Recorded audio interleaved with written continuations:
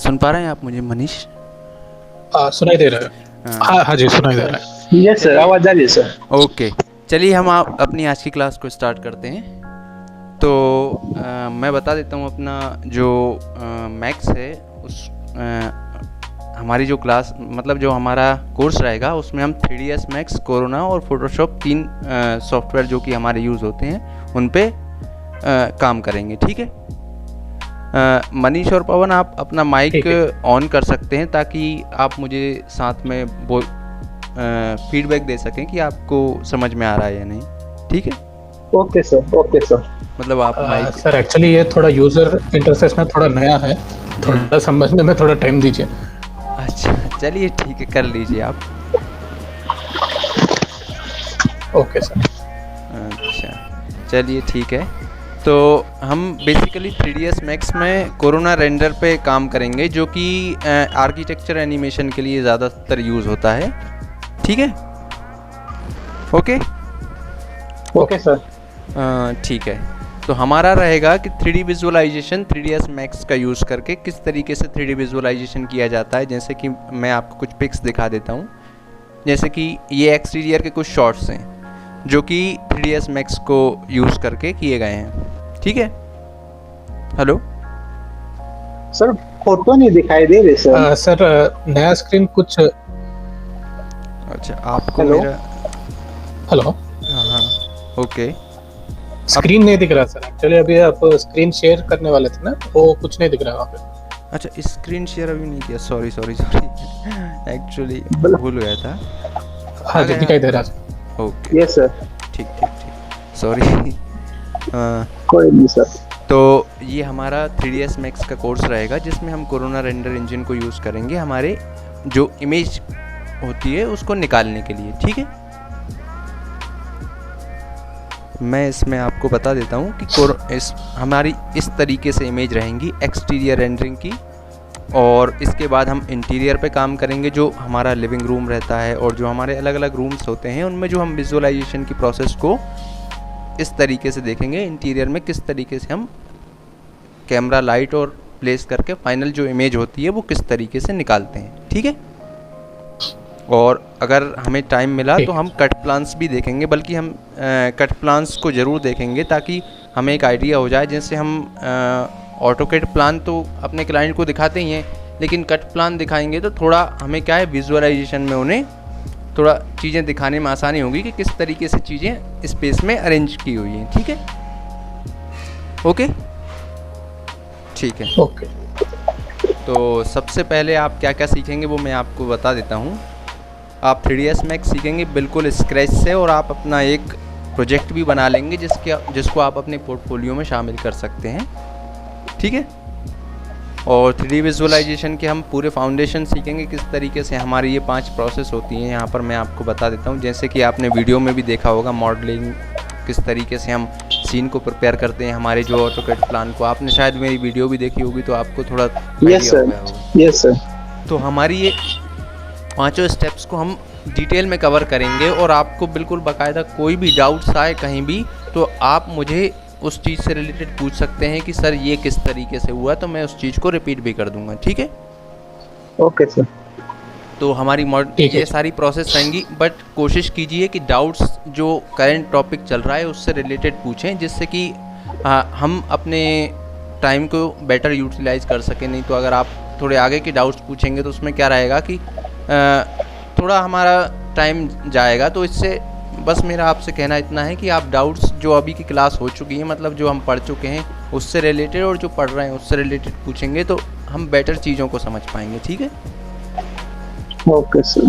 ठीक है? Okay sir. और मैं आपको जैसे आज की क्लास होती है तो उसके बाद, जैसे आज तो नहीं रहेगा लेकिन जब क्लास जैसे हमारी एंड होती है तो मैं आपको कुछ टास्क दूंगा छोटे छोटे, ताकि आपकी प्रैक्टिस हो जाए और आप अगली क्लास के लिए प्रिपेयर हो सकें। ठीक है? Okay sir. तो और वो टास्क को करना आपके लिए बहुत ज़्यादा ज़रूरी है, क्योंकि मैथ्स में क्या है, जितना ज़्यादा आप प्रैक्टिस करेंगे ना उतना ज़्यादा आपका हैंड थोड़ा मतलब आपकी स्पीड बनेगी और आपको कॉन्फिडेंस गेन होता जाएगा कि हाँ चीज़ें किस तरीके से होती हैं। ठीक? और इस क्लासेस के बाद आपके एक एक्सटीरियर का शॉट प्रिपेयर हो जाएगा। आप एक प्रोजेक्ट एक्सटीरियर का करेंगे, एक इंटीरियर का करेंगे और एक हम कट प्लान भी देखेंगे, ठीक है। Okay sir. और ठीक, ये तो रैबिट का है, सॉरी, है ना। तो आप दोनों मुझे बता दीजिए आपके में 3ds Max इंस्टॉल है या फिर अभी आपने किया नहीं है? क्या नहीं है सर? तो एक काम, हेलो सर, क्या मैं बात कर हाँ बोलिए बोलिए।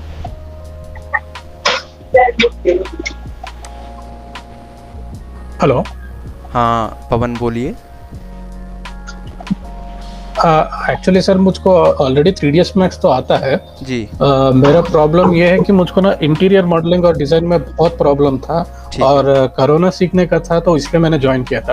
एक्चुअली रिसेंटली मैंने सीखा था सर 3ds Max किया अभी। जी जी जी। पता नहीं यहाँ पे इंस्टीट्यूट का नाम मेंशन कर सकते हैं या नहीं, पता नहीं सर, इसलिए मेंशन नहीं कर रहा हूँ। ओके। रिसेंटली तो सर बस 1 हफ्ता हुआ वहाँ से मैंने कोर्स कंप्लीट करके, और यहाँ पे ज्वाइन होने का मकसद एक ही है सर, थोड़ा रेंडर में इशू है मुझको अभी भी, इंटीरियर में थोड़ा प्रॉब्लम है सर, और कोरोना सिखाएंगे करके बताया था, इसलिए इस कोर्स में ज्वाइन हुआ था सर। तो आपको मतलब बेसिक मॉडलिंग और जो मतलब 3ds Max का बेसिक आपका स्ट्रॉन्ग है, आप कह रहे हैं? हेलो? हाँ सर, एक्चुअली मैंने लगभग कुछ 20 से 25 एक्सटीरियर प्रोजेक्ट्स तो किया हूँ सर अभी। ओके ओके, ठीक है। तो आप इंटीरियर के लिए बेसिकली कोरोना, लेकिन मुझको ना इंटीरियर में बहुत प्रॉब्लम। अच्छा चलिए, हाँ कोरोना सीखना चाहता हूँ सर, और एक चीज़ है इंटीरियर में बहुत प्रॉब्लम हो रही है सर, इसलिए तो एक काम कीजिए, तो आप एक काम कीजिए, तो क्लास की जो बेसिक चीज़ें हैं जो हम देखिए, अगर हम इंटीरियर पे थोड़ा आगे जाएंगे, क्या है, हम पहले बेसिक से चलेंगे, मतलब जैसे मनीष हो गए या हमारे और बाकी स्टूडेंट्स हैं, तो हम जब इंटीरियर पे करेंगे तो आपको जो भी डाउट्स आए आप मुझे शेयर कर दीजिए, तो मैं उस चीज़ को देख लूँगा कि किस तरीके से करना है, ठीक है? बिल्कुल सर। आप समझ गए पवन? हेलो? हाँ सर। तो ठीक है। हाँ सर, सुनाई दे रहा सर। हाँ मतलब अपन स्टेप बाय स्टेप आगे बढ़ेंगे, तो जो भी आपके डाउट्स आते हैं इंटीरियर में कि सर मुझे ये प्रॉब्लम हो रहा है, तो हम बाकायदा हर चीज़ को कवर करेंगे इंटीरियर में। आपके बेसिकली आप बता सकते हैं मुझे कि इंटीरियर में आपको क्या प्रॉब्लम आती है, ताकि मैं उस चीज़ को कर सकूँ? सर एक तो लाइट प्लेसिंग में प्रॉब्लम आ रही है सर, और रेंडर आउटपुट में जो प्रॉब्लम बहुत हो रहा है सर मुझको। जैसे किसी इमेज की रेफरेंस देख के मैं बनाता हूँ, तो जब मैं बनाता हूँ तो ये तो कुछ कार्टूनिस्टिक की तरह दिखता है सर, लेकिन जो ओरिजिनल फाइल है वो बिल्कुल रियलिस्टिक दिखता है सर फाइनल रेंडर आउटपुट में। सो रेंडर में बहुत बड़ा इश्यू है और लाइट प्लेसमेंट में बहुत इश्यू है सर मुझको। तो आप रेंडर इंजन कौन सा यूज करते हैं, वीरे या कोरोना? हेलो सर, वीरे यूज कर रहा था सर, इससे पहले जहाँ पे मैं सीखा था सर वहाँ पे वीरे सिखाए थे सर। अच्छा चलिए ठीक है, हमारा कोर्स कोरोना पे रहेगा, और आपको जो भी डाउट्स आए आपके, जैसे कि आपको हो सकता है इंटीरियर लाइटिंग में आपका कुछ भी एक्सपोजर कंट्रोल ना हो रहा हो, या फिर कुछ भी ऐसा डाउट्स आए, तो आप मुझे बेशक इंटीरियर की जब हमारी क्लास रहेगी, और आपका जो अभी आपने वीरे सीखा है, तो एक्सटीरियर भी आपने वीरे से ही बनाए होंगे सारे? हेलो? हाँ सर बिल्कुल, एक्सटीरियर भी वीरे से ही बनाया था मैंने। तो आप कोरोना की क्लास में जब सीखेंगे तो कोरोना से किस तरीके से एक्सटीरियर करना है, तो आप वो भी सीख पाएंगे, तो आपका क्या है कि आप बहुत इजीली हो जाएगा आपके लिए, क्योंकि आपने वीरे पहले से ही सीखा हुआ है, तो प्रोसेस आपकी थोड़ी इजी हो जाएगी, ठीक है? तो हम सारा कुछ कवर करेंगे। तो मैं आपको अब ले चलता हूँ, एक कोरोना का एनिमेशन है कि किस कोरोना की जो पॉसिबिलिटीज़ हैं, तो मैं आपको एक बार वो दिखा देता हूँ, ठीक है? वीडियो देखिए आप बस।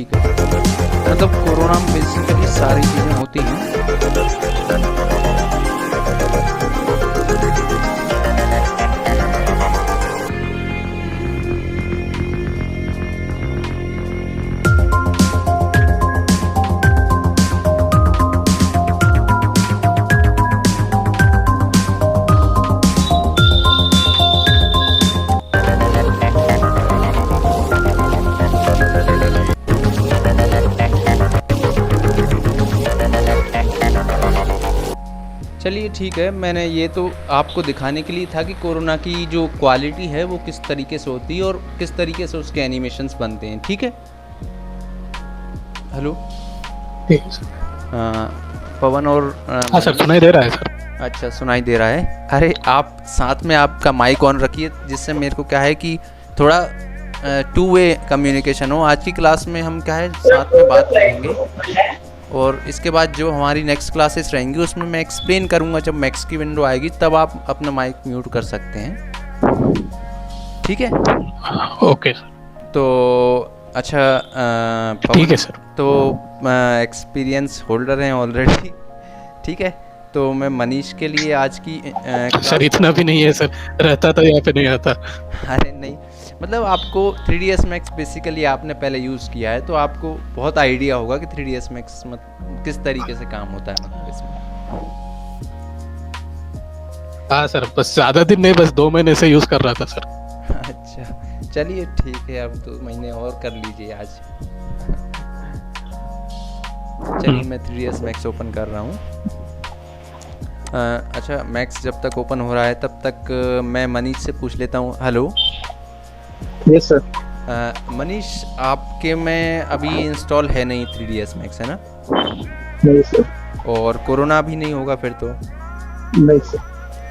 तो मैं आपको लिंक शेयर कर दूंगा, तो आप इंस्टॉल कर आप उसे डाउनलोड कर लीजिएगा और जब आप इंस्टॉल करें तो एक बार मुझे कॉल कर लीजिएगा, तो मैं आपको क्या है एनी डेस्क पे आपको गाइड कर दूंगा किस तरीके से इंस्टॉल करना है। ठीक है, ओके सर। अगर आप खुद से कर पाते हैं तो बहुत अच्छी बात है और नहीं कर पाते हैं तो आप मुझे कॉल कर लीजिए, तो मैं आपको पूरा सिस्टम पे आपको बता दूंगा कि इस तरीके से करना है। ठीक है, ओके सर। और 3ds Max और ओके सर, मैं आपको लिंक भी शेयर कर दूंगा दोनों की, और किस तरीके उनका क्रैक जो है वो भी लिंक में प्रोवाइड कर दूंगा, तो आप वहाँ से कर सकते हैं। ठीक है, ओके सर। क्योंकि सॉफ्टवेयर रहेगा तो हम प्रैक्टिस कर पाएंगे ना। यस, हाँ, यस सर। ठीक है, हाँ सर। ओके, तो 3ds Max मेरा ओपन हो रहा है।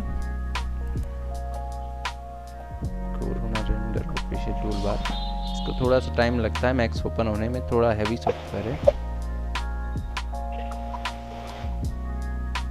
ठीक है सर, आप कौन सा वर्जन 2017 यूज़ कर रहे हैं ना? हाँ, मैं 2017 यूज़ कर रहा हूँ। आपके पास सिस्टम कॉन्फ़िगरेशन बताएंगे आप अपना? हेलो सर, मैंने रिसेंटली एक नया लैपटॉप लिया है सर। तो हेलो, हाँ जी, बोलें, आवाज़ आ रही है आपकी। हेलो, हाँ बोलिए मनीष। सर एक्चुअली मैंने रिसेंटली एक नया लैपटॉप लिया है। हाँ, ओके। सर वो HP पेविलियन का गेमिंग लैपटॉप है सर। तो उसका मतलब कॉन्फ़िगरेशन बताएंगे, मतलब i5 है, i7 है और ग्राफिक्स उसका थोड़ा आप मुझे स्पेक्स बताइए ना। सर ये Ryzen 5 4600H का है सर। 4600H है, मतलब हाई परफॉर्मेंस है। ठीक है, और रैम कितनी है उसमें? हाँ सर। रैम कितनी है? सर अभी फिलहाल तो 8 GB है। ओके, 8 GB है सर। और 8 GB है, मतलब अपग्रेडेबल तो है वो, तो आप कर। और ग्राफिक्स कार्ड तो 1650 Ti। 1650 Ti तो बेस्ट है, तो आपको मैक्स में फिर तो आपको कोई प्रॉब्लम मेरे पुराने लैपटॉप में थे मैं।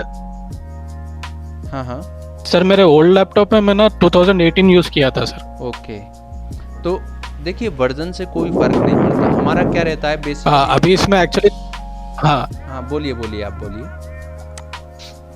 हेलो, कुछ नहीं सर, छोटा सा इश्यू था इसमें, कीबोर्ड का इश्यू है जी। और जैसे सॉर्ट आउट हो जाएगा उसके बाद इसमें इंस्टॉल कर दूंगा मैं। अच्छा, हाँ, मतलब आपको बेसिक कॉन्फ़िगरेशन i5 चाहिए और राइजन में हो तो राइजन 5 चलेगा, जिसमें आपका तो 4500 बता रहे हैं आप, 4700 कुछ।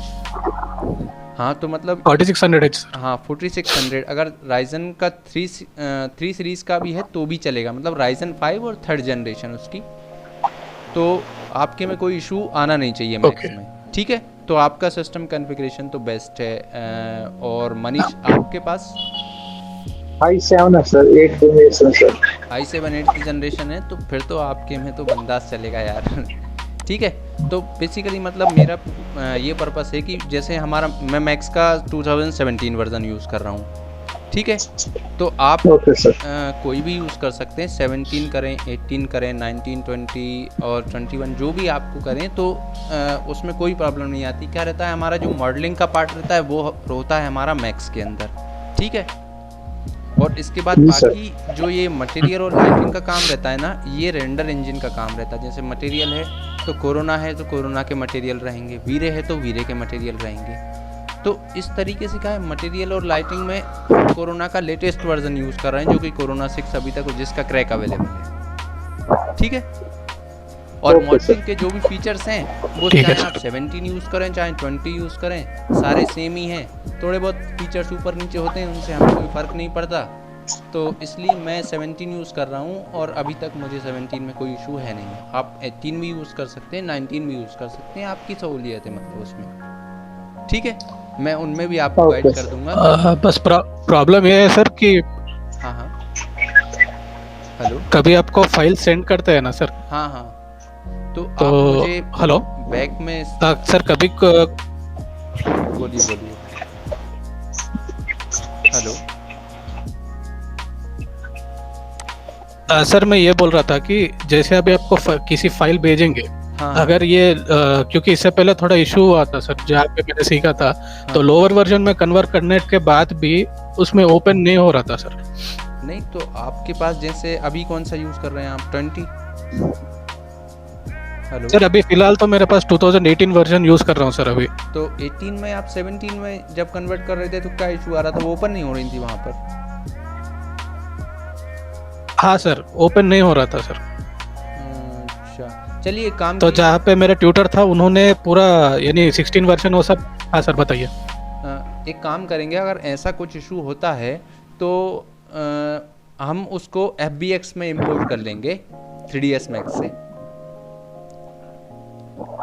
आप मेरी बात समझ पा रहे हैं मतलब पवन? सर नहीं समझा सर, किस में एक्सपोर्ट करेंगे सर? मतलब बेसिकली जैसे यहाँ हमारा मैक्स खुला है, सपोज कीजिए यहाँ मान लो ये Okay. कोई फाइल ओपन की है, मान लो मैंने इसमें कुछ एक बॉक्स बनाया सिंपली, तो यहाँ एक्सपोर्ट करने का एक ऑप्शन है, तो यहाँ एक्सपोर्ट पर मैं क्लिक करूँगा, हाँ ठीक है। और यहाँ पर एक FBX का ऑप्शन रहता है, ये इसमें हम शेयर कर देंगे तो आपका कम से कम मॉडल और बाकी चीज़ें मुझे मिल जाएंगी, ठीक है। Hello, okay sir. ओके। या फिर कोई ज़्यादा इशू होता है तो मैं एक काम करूँगा, मैं 2018 इंस्टॉल कर लूँगा और हम उस चीज़ में कर लेंगे, ठीक है। तो कोई बड़ा नहीं सर आप लेटेस्ट वर्जन इंस्टॉल कर दीजिए ना सर, ताकि बाकी किसी को भी तकलीफ नहीं होगा। नहीं, लेटेस्ट वर्जन में क्या है, कुछ चीज़ें होती हैं अब जैसे 2021 हो गया। नहीं, उनमें क्या रहता है एक्चुअली मनीष, आपका कहना ठीक है कि सबको वो हो जाएगा, बट क्या है कि हमारे जो अधिकतर स्टूडेंट्स हैं, हाँ एक्सेस मिल जाएगा ना सर सभी को। नहीं बेसिकली मैं आपको बताना चाह रहा हूँ जो कि 2017 इसलिए यूज़ कर रहा हूँ क्योंकि जो हमारी कुछ फाइलें होती हैं, मतलब कि यार अगर आप 20 यूज़ कर रहे हैं और आपके पास लैपटॉप है i5 तो वो बहुत लैग करेगा एक्चुअली। मतलब आप तो कर सकते हैं, जैसे आपके पास तो Ryzen 5 है तो आप, ये चीज तो मुझको अच्छी तरह पता है सर। हाँ तो इसलिए क्या है नहीं सर ये तो अभी रिसेंटली परचेस किया हुआ सर। हाँ हाँ वो तो इससे आपके, पहले तो पूरा पुराने लैपटॉप में ही चलाता था सर, उसमें तो आपको पता होगा पुराने लैपटॉप में अगर आप 20 चलाते होंगे तो कितना हैंग होता होगा वो। हाँ तो इस इशू के चलते बहुत अगर- मुश्किल होता है सर इसमें काम करना। हाँ, इसलिए मैंने 2017 रखा हुआ है और मैं भी इस पे यूज़ करता हूँ और हमारा सारा काम इस पे हो जाएगा। देखिए मैंने आपको बेसिकली जैसे बताया ना आपको कि मॉडलिंग का पार्ट है वो सिर्फ मैक्स के अंदर होता है, बाकी जो हम मटेरियल और लाइटिंग का पार्ट करेंगे ना उसमें हम कोरोना का लेटेस्ट वर्जन चलाएंगे बिल्कुल, तो उसमें आपको कोई इशू नहीं आएगा, ठीक है सर। ठीक है। और बाकी बची आपकी जो फाइल शेयरिंग की मॉडलिंग की है उसको आप FBX जैसे मैंने आपको बताया, जैसे ये मैक्स है, हाँ सर। आप अपनी फाइल को FBX या इसमें एक्सपोर्ट करेंगे। पहले तो आप कोशिश करेंगे कि आप लोअर वर्जन में आप करें, जैसे मैं इसको सेव कर देता हूँ, सपोज कीजिए जैसे आप लोअर वर्जन में करेंगे तो 3 वर्जन तक पीछे करने का मैक्स में ऑप्शन रहता है, जैसे आपकी 20 है तो आप 17 तक हाँ। मुझे शेयर कर सकते हैं, ये आपको पता होगा ये बात, ठीक है। तो आप हाँ ये सर तो आप 20 यूज़ बिल्कुल कर रहे सेम प्रोसेस ऐसे ही करता था सर। हैं। हाँ हाँ, तो चलिए ठीक है, मान लो एक बार को ये नहीं सर, अभी 21 इंस्टॉल करूंगा सर इसमें। अच्छा 21 आप इंस्टॉल करेंगे, तो आप एक काम कीजिए, आप मुझे हाँ शेयर सर। कर दीजिएगा, मैं उसको मेरे दूसरे सिस्टम में 18 से 17 में कर लूँगा। आप 21 में से पीछे शेयर कर दीजिएगा, मतलब 18 में शेयर कर दीजिएगा, तो मैं 17 में उसे ओपन कर लूँगा या नहीं हो, ठीक है? क्लियर ठीक हो है गया सर। मनीष आपको? Okay sir, yes sir. ठीक है पवन, आपको भी तो बोरियत तो नहीं हो रही? हेलो नहीं सर। हाँ सर। मिस्टर मनीष, आप मुझे सुन पा रहे हैं? और हेलो मनीष, कुछ इशू आ रहा है शायद उनके में। पवन, आपको मेरी आवाज़ आ रही है ना? हेलो। हाँ सर, बिल्कुल आ रहा है, बराबर आ रहा है।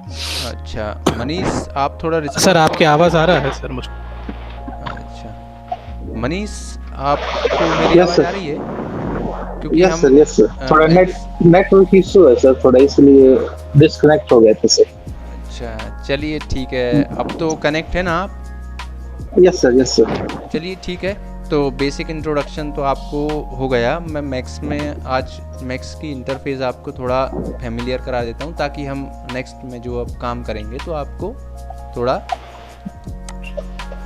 पता लगे उस चीज़ों का, ठीक है? जी सर। तो मेनली आप देख लीजिए, मैक्स की इस तरीके की विंडो ओपन होती है। मैक्स आपने ओपन होते हुए देख लिया था, ठीक है?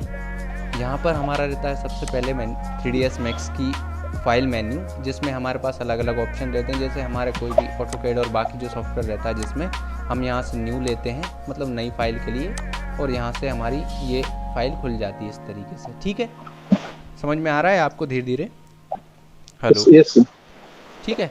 हमारा जो मेनली 3ds मैक्स में 90% ऑफ वर्क है वो इस विंडो के अंदर होता है, जिसको हम मैक्स का व्यू पोर्ट बोलते हैं, ठीक?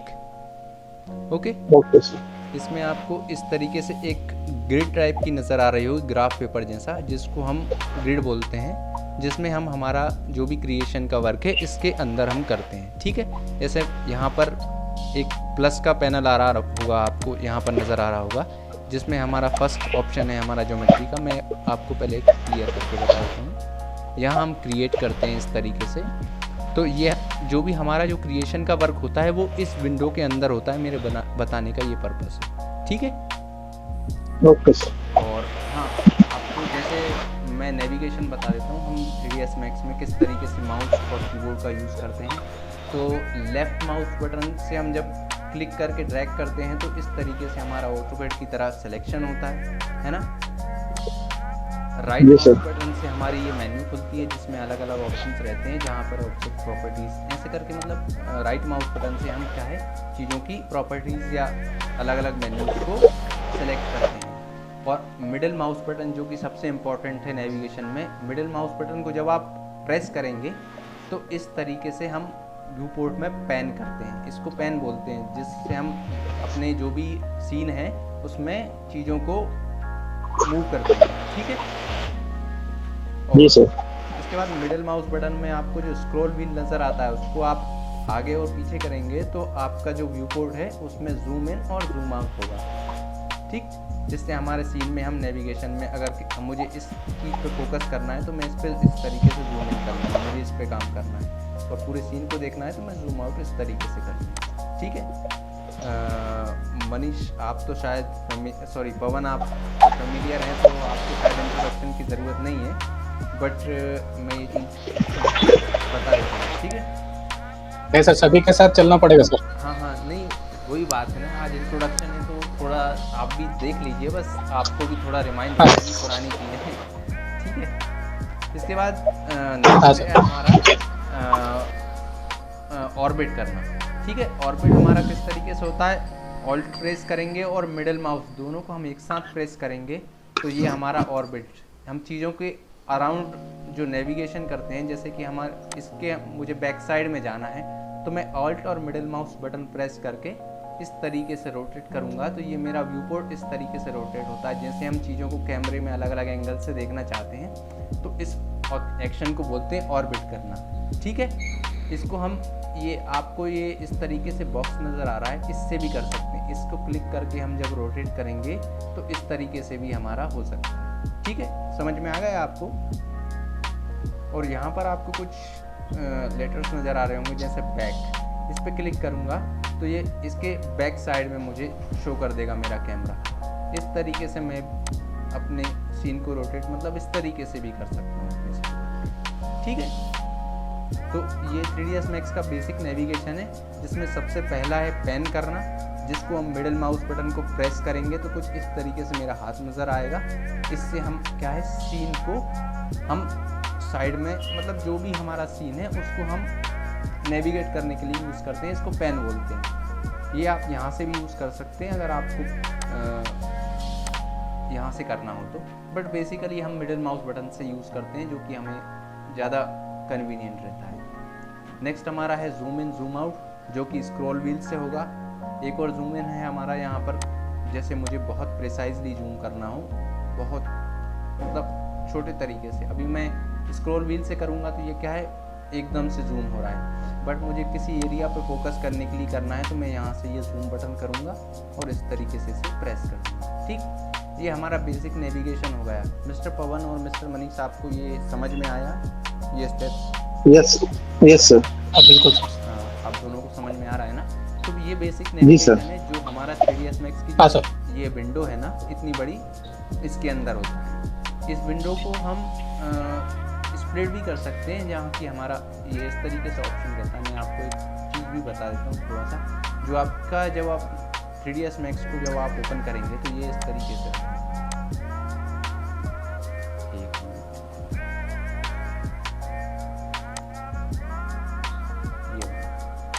ठीक है, तो इस तरीके से 4 व्यू पोर्ट नज़र आएंगे। आप चारों में से किसी पे भी काम कर सकते हैं ऐसे जूम इन जूम आउट करके।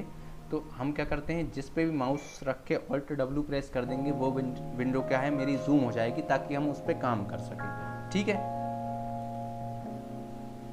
और ठीक इस विंडो के और कुछ ऑप्शंस हैं, जैसे कि मुझे अगर टॉप ये अभी मेरा जो व्यू है वो वायर फ्रेम नज़र आ रहा है, यहाँ से मुझे इसको शेडिंग चेंज करना है। इसकी मुझे फेस नहीं दिख रहा है अभी, सिर्फ मुझे इसकी क्या है एजेस नज़र आ रहे हैं, यहाँ पर आप देख सकते हैं। ठीक है, तो अगर मुझे इसको चेंज करना है तो मैं यहाँ डिफ़ॉल्ट शेडिंग पे क्लिक कर दूँगा तो मुझे इसके फेस भी नज़र आने लग जाएंगे। ठीक है, इसका शॉर्टकट है F3। जैसे ही आप F3 प्रेस करेंगे तो आपके जो फेस हैं वो नज़र आना शुरू हो जाएंगे, और अगर आप एक और बार दबाएंगे तो नज़र आना बंद हो जाएंगे। ठीक है, और एक और ऑप्शन है F3 के साइड में ही आपको एक F4 नाम की कीबोर्ड की दिखाई देगी, जिससे हमें क्या है कि अभी फेस नज़र आ रहा है, फेस के साथ एजेस भी नज़र आए, तो उसके लिए हमारा शॉर्टकट है F4। ठीक है, आप जैसे मैं प्रेस कर रहा हूँ बार बार तो आपको दिख रहा होगा कि यहाँ पर कुछ वाइट कलर की लाइंस नज़र आ रही हैं, मतलब ये इसकी जो एजेस हैं आपको प्रोमिनेंटली यहाँ पर दिखाई देंगी। जैसे कि मैंने एक स्फीयर क्रिएट किया, अभी ये स्फीयर आपको सिर्फ इसका फेस नज़र आ रहा है बट इसकी एजेस नज़र नहीं आ रही, तो इसके लिए आप F4 प्रेस करेंगे तो ये इसकी सेगमेंट्स बोलते हैं जिन्हें हम एजेस बोल रहा हूँ मैं, तो ये नज़र आएंगी। तो ये इसका शॉर्टकट है F4। जितने भी शॉर्टकट यूज़ होते हैं मैं आपको शेयर कर दूंगा इसकी लिंक, आप इस चीज़ को घबराएं ना। आज का सेशन आप सिर्फ एंजॉय करें, देखें कि चीज़ें किस तरीके से होती हैं। ठीक है मनीष सर? ओके जी सर। आप चीज़ें देखें, आपको जो भी डाउट्स आएगा तो मैं उसको क्लियर करूँगा। मैं सिर्फ आज आपको सिर्फ इंट्रोडक्शन दे रहा हूँ ताकि आप चीज़ों को समझ सकें कि मैक्स में किस तरीके से काम होता है। ठीक है, इसके अलावा यहाँ और भी ऑप्शन है मेरे शेडिंग के, जैसे मेरा बाउंडिंग बॉक्स होगा तो इसमें सिर्फ मेरे जो बॉक्स जो एरिया ये सर्कल ये स्क्वायर घिर रहा है सिर्फ उसका बॉक्स नज़र आएगा। अगर मैं इसको बड़ा कर देता हूँ तो ये बॉक्स भी मेरा साथ में बड़ा होता जाएगा, मतलब सिर्फ इसे बॉक्स ही बॉक्स नज़र आएगा। ये हम तब यूज़ करते हैं जब हमें सीन लाइट करना हो। जैसे चलिए मैं इस चीज़ को बाद में बताऊँगा आपको। ठीक है, इसके बाद फ्लैट कलर है।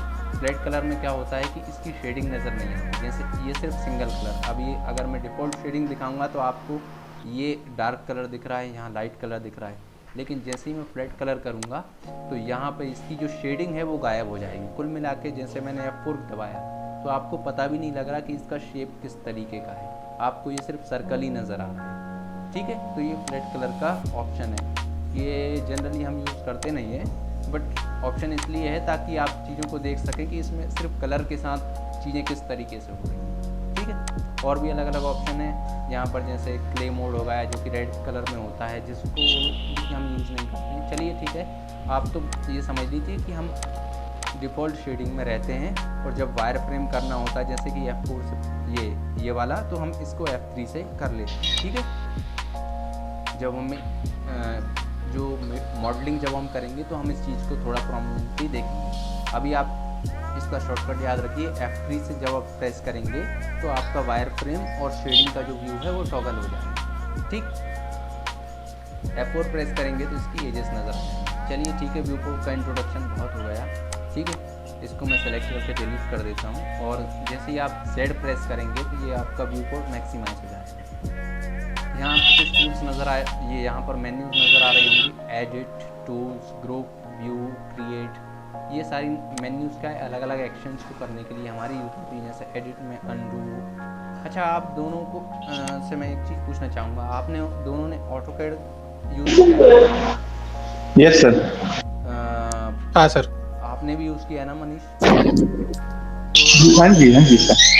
अच्छा, तो जैसे हमारा ऑटोकैड में हमारा जो यहाँ पर रहता है ड्रॉ पैनल, एनोटेट पैनल, जो भी कहते हैं, उसी तरह से अलग अलग परफॉर्म करने के लिए अलग अलग चीज़ें यहाँ पर दी हुई हैं। जैसे एडिट पैनल होगा, इसमें यहाँ पर मूव, रोटेट, स्केल, इस तरह की कुछ कमांड्स हैं। कुल मिला के ये वही मेन्यूज हैं हमारी, जो जिस तरीके से कैड में यूज़ होता है अलग अलग फंक्शन के लिए, उसी तरीके से हमें यहाँ पर मेन्यूज दी गई है, जिसमें अलग अलग ऑप्शन हैं जो हम साथ में, ठीक है। Okay sir. अच्छा, एक चीज़ मैं आपको बोलना चाहूँगा, मैक्स में हमारा जो 90% वर्क होता है ना, वो इस व्यू पोर्ट के अंदर होता है, और प्लस हमारा जो यहाँ पर जो अलग अलग पैनल्स दिए हुए हैं यहाँ पर, ये 2 पैनल्स मेनली, ये क्रिएट पैनल बोलते हैं इसको। जैसे आप क्लिक करेंगे इस पर तो यहाँ पर आपको कुछ एक अक्षर नज़र आ रहा होगा जिसको टूल टिप बोलते हैं, जिसमें क्रिएट लिखा होगा, दिख रहा है आपको?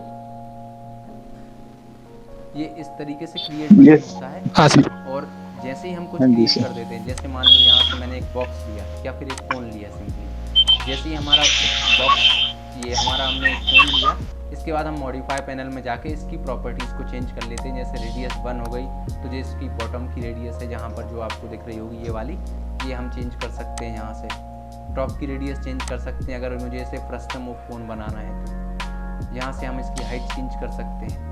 इसके बाद इसके सेगमेंट्स हम बढ़ा सकते हैं। बेसिकली मतलब ये हम क्या करते हैं, हमारा जो बेसिक वर्क फ्लो रहता है, हम यहाँ से क्रिएट पैनल में जाते हैं, यहाँ से हम कुछ क्रिएट करते हैं, बॉक्स हो गया, और इसके बाद हम मॉडिफाई पैनल में जाके उसकी प्रॉपर्टीज़ को चेंज करते हैं, ठीक है। आपको ये बात समझ में आ रही है? ठीक है, यस सर। दोनों को समझ में आ रही होगी शायद, ठीक है। जी सर। ठीक है, इस बॉक्स को में हम मेनली 3 एक्शंस करते हैं, मूव, रोटेट और स्केल, ठीक है। जैसे मूव पे मैंने क्लिक किया, यहाँ आपको 3 आइकन नज़र आ रहे होंगे। यहाँ सेलेक्ट एंड मूव लिखा हुआ है, जो कि इस तरीके से होता है, मैं आपको धीरे धीरे इसका फंक्शन बताता हूँ। एक है सेलेक्ट एंड रोटेट, और एक है सेलेक्ट एंड यूनिफॉर्म स्केल, और हमारा चौथा ऑप्शन है सेलेक्ट एंड प्लेस, जिसको कि हम इस तरीके से यूज़ करते हैं। जैसे मैंने इस पर क्लिक किया, मुझे किसी भी ऑब्जेक्ट को यहाँ किसी भी फेस पे अगर रखना है, जैसे हम इसको जब हम मॉडलिंग करेंगे तो मैं बताऊँगा, जैसे हम ऑब्जेक्ट को प्लेस करते हैं तो उसमें हमारा ये काम आता है, ठीक है। तो ये 4 जो आपके आइकन हैं, ये सबसे मोस्ट इम्पॉर्टेंट है, मेनली हमारे यही यूज़ होते हैं, ठीक है। इसकी शॉर्टकट की भी है, इसकी है W, इसकी है E, और इसकी है R, और ये जो है हमारा सेलेक्ट एंड प्लेस, इसकी है Y, ठीक है, जो कि आपको कीबोर्ड में ये तीनों लाइन से मिल जाएंगे, W, E, R, ठीक। और Q जो शॉर्टकट की है वो है सेलेक्ट ऑब्जेक्ट की। जैसे मुझे, अगर मैं इस पर क्लिक करके अब मुझे इसे सेलेक्ट करना है, तो मैं अगर इस पर क्लिक करके ड्रैग करूँगा तो क्या है, ये मूव हो रहा है, बट मुझे सेलेक्ट करने के लिए क्या है, यहाँ पे क्लिक करूँगा मैं सबसे पहले, और अब इस पर क्लिक करूँगा तो ये मेरा सेलेक्ट टूल एक्टिव हो जाएगा, ठीक। तो ये हमारा कभी कभार यूज़ होता है। बेसिकली मेरा इतना पर्पस है बताने का कि जब हम किसी ये मूव या रोटेट, स्केल, इन चीज़ों से बाहर आना चाहते हैं, तो हम इस पर क्लिक करके फिर सिलेक्शन हमारी जो प्रोसेस है उसको कर सकते हैं, ठीक है। नेक्स्ट हमारा ये यहाँ पर आपको बहुत सारे ये टूल बार्स नज़र आ रहे होंगे, इनको हम यहाँ से ड्रैग भी कर सकते हैं। ये मैंने अपनी सहूलियत से बनाए हुए हैं, जो भी आपको यूज़ होंगे तो मैं आपको ये चीज़ें साथ में बताता जाऊँगा, तो आपको भी ये चीज़ें क्लियर होती जाएंगी। ठीक, यहाँ जो आइकन नज़र आ रहे हैं ये इनके फंक्शंस हम टाइम के साथ देखेंगे। जैसे कि हमारा ये लेयर्स पैनल होगा, जैसे कि हमारा ऑटोकैड में लेयर्स होती हैं, इसी तरीके से हमारा मैक्स में भी हम लेयर्स में काम कर सकते हैं। जैसे कि हमारा ये मॉडल इस तरीके से मैं लेयर्स बना सकता हूँ, और यहाँ पर मैं ये मेरी लेयर्स इस तरीके से एक्टिव हो जाएंगे। ठीक है, जिसको मुझे लेयर्स में डालना है तो यहाँ पर क्लिक करूँगा मैं इस ऑब्जेक्ट को, और यहाँ पर add selection to current layer पर क्लिक कर दूँगा, तो ये मॉडल 1 इस वाली लेयर में चला जाएगा। ठीक है, तो ये हमारा लेयर्स है। नीचे हमारी ये टाइमलाइन बोलते हैं इसको, जो कि हमारे एनिमेशन में यूज़ होती है। आपको यहाँ पर 1/100 नज़र आ रहा होगा, मतलब ये पहले फ्रेम्स पर है। इस तरीके से हमारा ये एनिमेशन में यूज़ होता है बेसिकली। यहाँ पर आपको एक कर्व एडिटर नज़र आ रहा होगा। जब हम एनिमेशन वगैरह करते हैं तो इस कर्व का यूज़ करते हैं हमारे एनिमेशन को कंट्रोल करने के लिए। जैसे कि ऑब्जेक्ट का मूवमेंट मुझे स्लो डाउन करना है, ईज़ इन ईज़ आउट, अगर आप एनिमेशन से थोड़ा फेमिलियर हैं तो उस चीज़ की में यूज़ होता है बेसिकली। मेनली हमारा जो एनिमेशन की फील्ड में जो है ना, गेमिंग एनिमेशन वाले जो लोग होते हैं उनके लिए यूज़ होता है। हम इसको ज़्यादा यूज़ करते हैं नहीं। हम एनिमेशन का जो मेन वर्क है वो एनिमेशन के लिए जो सॉफ्टवेयर यूज़ होते हैं, जैसे आफ्टर इफेक्ट्स और दाविंची रिजॉल्व, फ्यूज़न वगैरह, उसमें हम हमारा एनिमेशन का जो ईज़ इन ईज़ आउट का वर्क है वो उसमें करते हैं। बट इसमें भी हमारा बहुत सारा एनिमेशन का वर्क होता है, तो इसको भी हम देखेंगे। जैसे कि इसको क्लिक किया मैंने, और यहाँ पर मैंने इसको ऑटो की कर दिया। इसके बाद इसको सेलेक्ट एंड मूव किया, यहाँ पे क्लिक किया। ठीक, तो इस तरीके से की लग चुकी है मेरी, और मैंने ऑटो की को बंद कर दिया। इसके बाद क्या है, ये मैक्स मेरा क्या है, इसके मूवमेंट को रिकॉर्ड कर लेता है कि ये यहाँ से यहाँ तक मूव हुआ और इस तरीके से यहाँ मूव हुआ। ठीक है, तो ये हमारा जो ये वाला जो ट्रैक बार बोलते हैं इसको, ये हमारा क्या है, एनिमेशन के लिए यूज़ होता है। ठीक है, नेक्स्ट हमारा यहाँ पर आपको कुछ नंबर्स नज़र आ रहे होंगे, 13 फीट 9 इंचेस, 5 और 4। ये क्या है, इसकी लोकेशन बता रहा है। हमारा ऑटोकैड में क्या है, लोकेशन सिर्फ एक्स और वाई की होती है।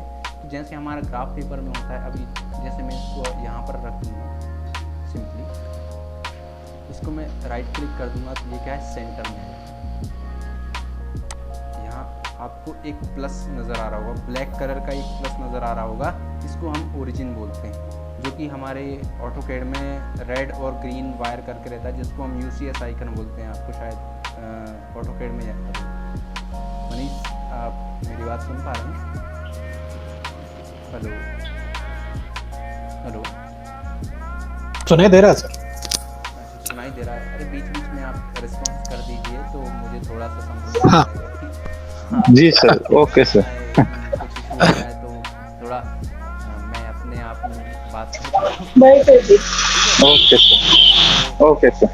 मैं तो आप थोड़ा सा रिस्पॉन्ड कर दीजिए, जिससे मुझे थोड़ा लग जाए कि हाँ मेरी वॉइस ब्रेक नहीं हो रही है जिसमें, है ना? ओ हाँ सर, बिल्कुल सर, ओके सर। मैंने सबसे पहले आपको ये ऊपर की जो टूल बार है ये आपको बताया। इसके बाद मैंने सेलेक्ट एंड मूव बताया। इसके बाद मैंने इसका बेसिक नेविगेशन बताया। आपको ये समझ में आ रहा है ना मनीष और पवन? थोड़ा थोड़ा यस सर। बाद में जी सर। चीज़ों को बस थोड़ा सा समझ लीजिए। इसके बाद जब हम काम करेंगे तो हम इन चीज़ों को डिटेल में देखेंगे। अभी बस आप थोड़ा सा चीज़ों को देख के समझ जी सर, ओके सर। ठीक है सर। नज़र आ रही होंगी, प्ले एनिमेशन और नेक्स्ट बैक। ये क्या है, हमारा एनिमेशन की को मैं प्ले करूँगा जो मैंने बनाया है वो मेरा, ठीक है, इस तरीके से। तो मैं इसको ऑफ कर देता हूँ। ठीक है, ये मतलब जो एनिमेशन का कंट्रोल है ना वो यहाँ पर ये ट्रैक बार में, यहाँ पर जो ये आपकी जो विंडो नज़र आ रही है इतनी बड़ी, इसमें है। और यहाँ पर जो आपको जो 8 आइकन नज़र आ रहे हैं ना, ये हमारे नेविगेशन के ही आइकन्स हैं। जैसे कि जूम हो गया, यहाँ पर जूम ऑल हो गया, जूम एक्सटेंड सेलेक्टेड। जैसे मैं जो इस पे जूम करना है तो मैं पहले इसे सेलेक्ट करूँगा और इस पे जूम कर दूँगा, ठीक, इस तरीके से। इसके बाद यहाँ पर ये जूम का, ये हमारा जो 4 विंडो जो हमने देखी थी उनको जूम इन जूम आउट करने का, ये हमारा ऑर्बिट करने का जो मैंने आपको बताया था ऑल्ट और मिडिल माउस बटन से।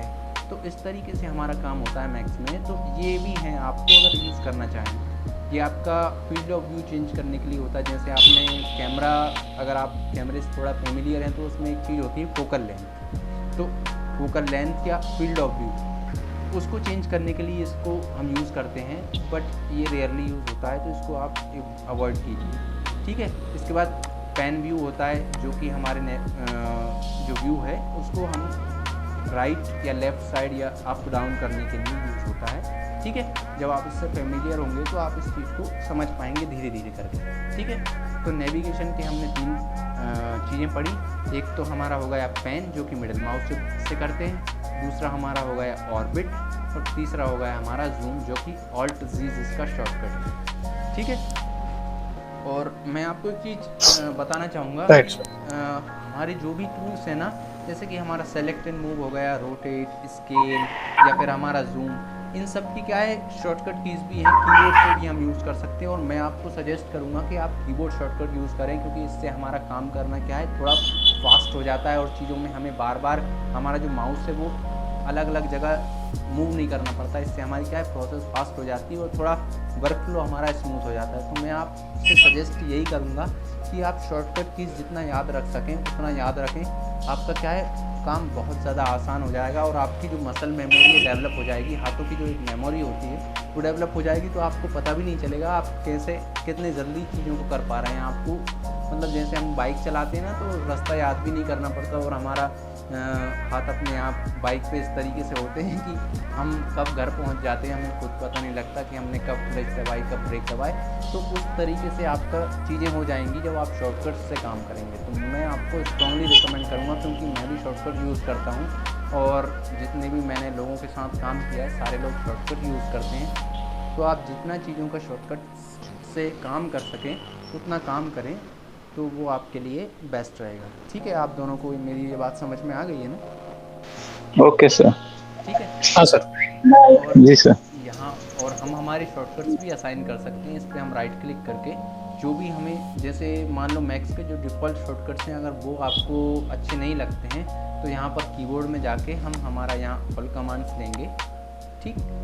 और हम जो भी कमांड्स हैं हमारी, उसमें यहाँ पर हमारी ये कमांड्स लिखी हुई हैं। जैसे मैंने अभी ये ओ रेप्टिव डिग्रेडेशन का है, यहाँ पर जो भी आपकी कमांड्स है ना, बहुत सारी कमांड्स हैं, उनके साइड में आपको यहाँ पर इनके शॉर्टकट्स भी नज़र आ रहे होंगे। जैसे ऑल्ट अलाइन के लिए है, जैसे अलाइन एक्स के लिए मैंने कंट्रोल शिफ्ट, ये मैंने अपने कर रखे हैं। मैं ये प्रोसेस आपको बता दूंगा। मेनली आप अपने भी असाइन कर सकते हैं। यहाँ पर एंगल स्नैप का मैंने शिफ्ट 2 कर रखा है, तो इस तरीके से आप अपने शॉर्टकट्स भी असाइन कर सकते हैं। यहाँ पर अगर मान लो इन केस आपके पास माउस अवेलेबल नहीं होता है, जैसे आप कहीं लैपटॉप लेकर गए हुए हैं, तो यहाँ पर आप अपने यहाँ पर शॉर्टकट्स कीबोर्ड के भी माउस के भी आप असाइन कर सकते हैं। जैसे ये आर्क रोटेट जो ऑर्बिट का मैंने बताया था, alt plus middle mouse button, इसको आप कोई दूसरा भी रख सकते हैं। जैसे मैं alt plus left mouse button यहाँ पर alt plus left mouse button करके असाइन कर दूंगा, तो यहाँ पर देखिए वो चेंज हो गया है। बट माउस के शॉर्टकट्स तो आप जो मैक्स के हैं वो यूज़ करिए, तो वो ज़्यादा बेटर रहेगा, क्योंकि ये आप चीज़ों को जितना डिफ़ॉल्ट में रखेंगे उतना ज़्यादा बेटर रहेगा, ठीक है। समझ में आ गया आप दोनों को? यस सर, आ गया सर। हाँ जी। ठीक है। यहाँ अच्छा मैंने आपको ओके सर। कुछ टूल्स बताए थे। यहाँ पे ये कुछ आपको ये बार्स नज़र आ रही होंगी, जिसमें मैंने अलग अलग अपने जो शॉर्टकट्स जो ज़्यादातर यूज़ होते हैं, जो मेरे टूल्स, वो मैंने यहाँ पे रख रखे हैं, जिनको टूल बार बोलते हैं यहाँ पर, ठीक है।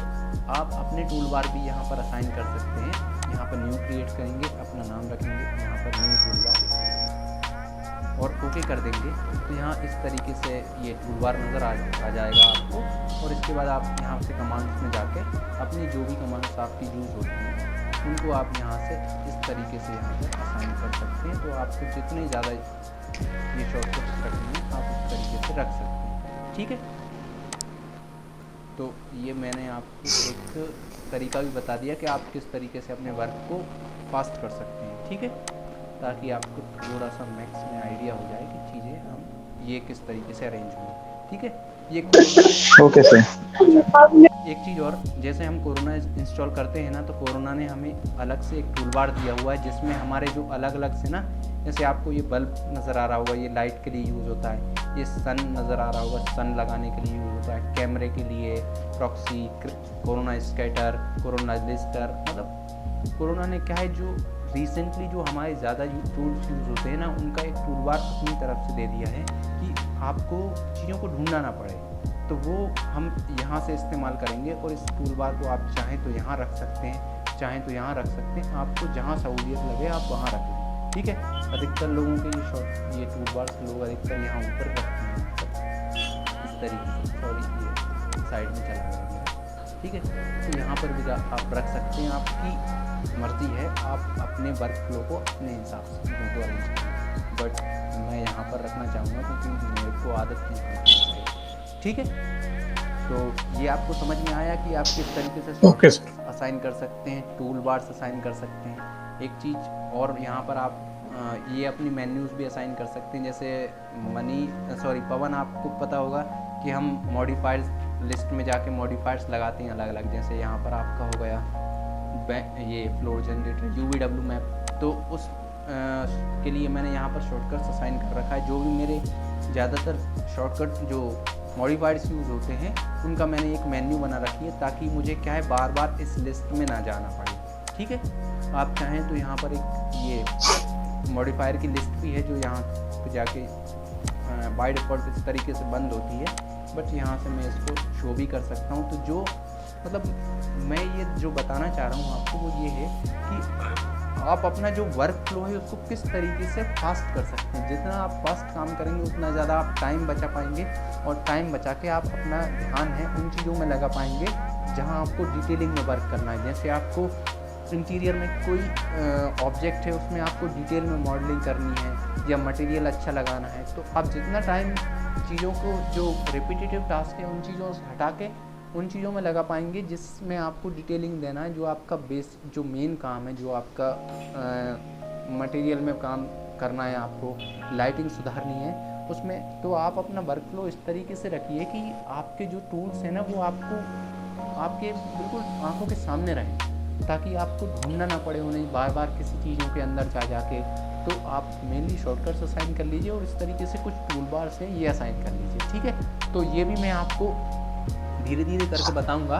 तो पवन क्या मनीषा, मुझे दोनों में नहीं पता, बताइए कौन ज़्यादा एक्सपीरियंस है जिसने धीरे यूज़ किया, मनीष या पवन? मनीष, आप? सर मुझको लगता है कि हम दोनों एक ही जगह पे सीखे हैं। नहीं, कहाँ आप? हेलो, कहाँ की बात कर रहे हैं आप? मैं तो लोकल। सर आपकी बात नहीं कर रहा हूँ सर, मैं मनीष की बात कर रहा हूँ सर। अच्छा, मनीष की बात कर रहे हैं। तो पवन, आप? हाँ सर, क्योंकि इससे पहले बैच में भी। हाँ, बोलिए। हेलो। हाँ सर, एक्चुअली क्योंकि वहाँ पे भी सेम नाम का एक बंदा था, इसलिए वो बोल रहा था सर। नहीं, एक्चुअली नहीं, मैं इसको यूज़ किए थोड़ा टाइम हो गया, और मैंने क्या है, अधिकतर चीज़ें पहले तो मैंने ऑफलाइन सीखा है, और ऑफलाइन सीखने के अलावा मैंने नेट से बहुत कुछ सीखा है। ठीक है, तो मैंने अभी ऑनलाइन क्लास तो। सर मैं आपकी बात नहीं कर रहा हूँ सर। अच्छा, आप किसी दूसरे उसकी बात कर रहे हैं मतलब? हेलो। हाँ, हेलो। सर मैं मनीष की बात कर रहा था सर, यहाँ पे जो क्लास में है। हाँ। अच्छा, मतलब आप दोनों एक दूसरे को पहले से जानते हैं? सर मुझको बोलिए। हाँ, ऐसा मुझको लग रहा है सर, क्योंकि पिछले बैच में भी सेम इसी नाम से एक बंदा था सर, इसलिए मैं पूछ रहा था। अच्छा, शायद यही होगा शायद। अच्छा मनीष, आप क्या बताना चाहेंगे? मैं आपकी बात नहीं कर रहा था सर, मैं आपको जानता नहीं हूँ। अच्छा, चलिए ठीक है। सॉरी सर, नहीं जानता जाएंगे आप। ठीक है, तो अच्छा, मेरा अपना बेसिक हो गया, और यहाँ पर आपको कुछ एक प्रोजेक्ट मैनेजर करके नज़र आ रहा होगा। ये जो मैंने अपनी मेन्यू बनाई है, मतलब जहाँ जैसे मैंने ये अभी आपको टूल बार बनाना सिखाया था ना, अभी आपको यहाँ पर किस तरीके से हम टूल बार बनाते हैं। ठीक है, हाँ सर। टूल बार के अलावा हम अपनी मेन्यू भी बना सकते हैं। जैसे मुझे जो ज़्यादातर स्क्रिप्ट यूज़ होती हैं, जैसे रेल क्लोन हो गया, प्रोंसिन, स्वीप, कॉपीटर, लीडिंग, मतलब जो भी मेरे ये क्या है मेन्यू मैंने अलग से बनाया है। अच्छा ये बताना मैं भूल गया, इसे मैं ओपन कर लेता हूँ। जैसे मैंने कीबोर्ड शॉर्टकट्स और माउस का बताया था ना, इसी तरीके से मैंने आपको कुछ क्वाड्स का भी बताया था। जैसे मैंने आपको बताया था कि मैंने मॉडिफायर पैनल की जो ये मेन्यू है ये अपने हिसाब से बनाई है, ठीक है। यहाँ इसके अलावा आप अपनी मेन्यू भी बना सकते हैं। जैसे 3ds Max ने तो आपको by default they the edit, tools, group और ये, इसके अलावा आप अपनी मेन्यू भी क्रिएट कर सकते हैं यहाँ पर न्यू करके, ठीक है। जैसे मान लो मैंने एक बोल दिया मैक्स क्लास, ठीक है, और इसको कर दिया होगी, ठीक है। इस तरीके से मेरी एक मेन्यू बन जाएगी और ये यहाँ पर इस तरीके से यहाँ नीचे ये मेन्यू लिखा हुआ है यहाँ पर आ जाएगी, और इसको मैं ड्रैग एंड ड्रॉप करके यहाँ कर दूँगा, सॉरी यहाँ पर, ठीक है। तो आपको यहाँ पर आप एक मेन्यू नज़र आ रही होगी मैक्स क्लास, इसमें अभी कुछ है नहीं। तो इस तरीके से आप अपनी मेन्यू भी क्रिएट कर सकते हैं। यहाँ पर प्लस पे क्लिक करेंगे और यहाँ पर आप कमांड्स में जाके जो भी कमांड्स आप यहाँ पर देंगे, जैसे मैंने ऑल कमांड्स पे लिया, उसके बाद एब्सोल्यूट पे क्लिक किया, इसको यहाँ कर दिया। बस आप देख लीजिए चीज़ों को किस तरीके से यहाँ पर रखते हैं। तो जो भी आप यहाँ पर रखेंगे ना वो यहाँ पर आपको नज़र आ जाएगा। तो मेरे बताने का पर्पस ये है कि आप मेन्यू बार भी अपने डिज़ाइन कर सकते हैं, अपना टूल बार भी रख सकते हैं, अपने क्वाड हैं जो कि हमारे यहाँ राइट क्लिक करके जो एक्सेस होते हैं उन्हें भी अपने आप रख सकते हैं, माउस को भी सेटिंग कर सकते हैं, कीबोर्ड शॉर्टकट्स भी आप अपने असाइन कर सकते हैं। मतलब मैक्स में हमें पूरी फ्रीडम है कि हम हमारे इंटरफेस को किस तरीके से रख सकते हैं, ठीक है। समझ में आ गया आप दोनों को, ठीक है। और अगर आपको ट्रैक बार नहीं चाहिए तो मैं ट्रैक बार जनरली नहीं करता हूँ, जैसे हमारा, तो मैं इस ट्रैक बार को भी हाइड कर सकता हूँ तो इस तरीके से, ताकि आप, हो सकता है मेरा जो व्यू पोर्ट है वो कुछ अलग नज़र आ रहा हो, आपने जो नया नया इंस्टॉल किया हो उसमें कुछ अलग नज़र आ रहा हो, तो आप उस चीज़ से घबराएं नहीं। आपको क्या है कि जो भी व्यू पोर्ट को आप अपने तरीके से कस्टमाइज़ कर सकते हैं। जैसे मैंने मेरे तरीके से कस्टमाइज़ कर लिया, जैसे मैंने आपको बताया, जैसे मैक्स क्लास रख दी मैंने, यहाँ पर जो अलग अलग टूल बार से वो रख लिए। तो उससे क्या होगा कि आपको चीज़ों को पता लग जाएगा कि हाँ सामने वाले ने अपने हिसाब से मैक्स को डिज़ाइन किया है, तो वो मुझे उससे कोई दिक्कत नहीं है, ठीक है। और बाकी जो भी चीज़ें रहेंगी ना, मैं कोशिश करूँगा कि कोशिश क्या करूँगा, बल्कि मैं शुरू से ही चलूँगा लेकर चीज़ों को, तो आपको क्या है इस चीज़ में कोई दिक्कत नहीं आएगी कि आपका व्यू पोर्ट अलग दिख रहा है तो आपको कोई दिक्कत आ रही है, ठीक है ना। Okay sir. मनीष और ओके सर, आप दोनों को समझ, ओके सर। अच्छा मनीष, आप पहले से सीखे हुए ना 3ds Max, कि पवन आप सीखे हुए हैं? हेलो सर मैंने सीखा था सर, और मुझको लगता है कि मनीष भाई ने भी सीखा है शायद। अच्छा चलिए मनीष जी आप बताइए, आपने 3ds Max,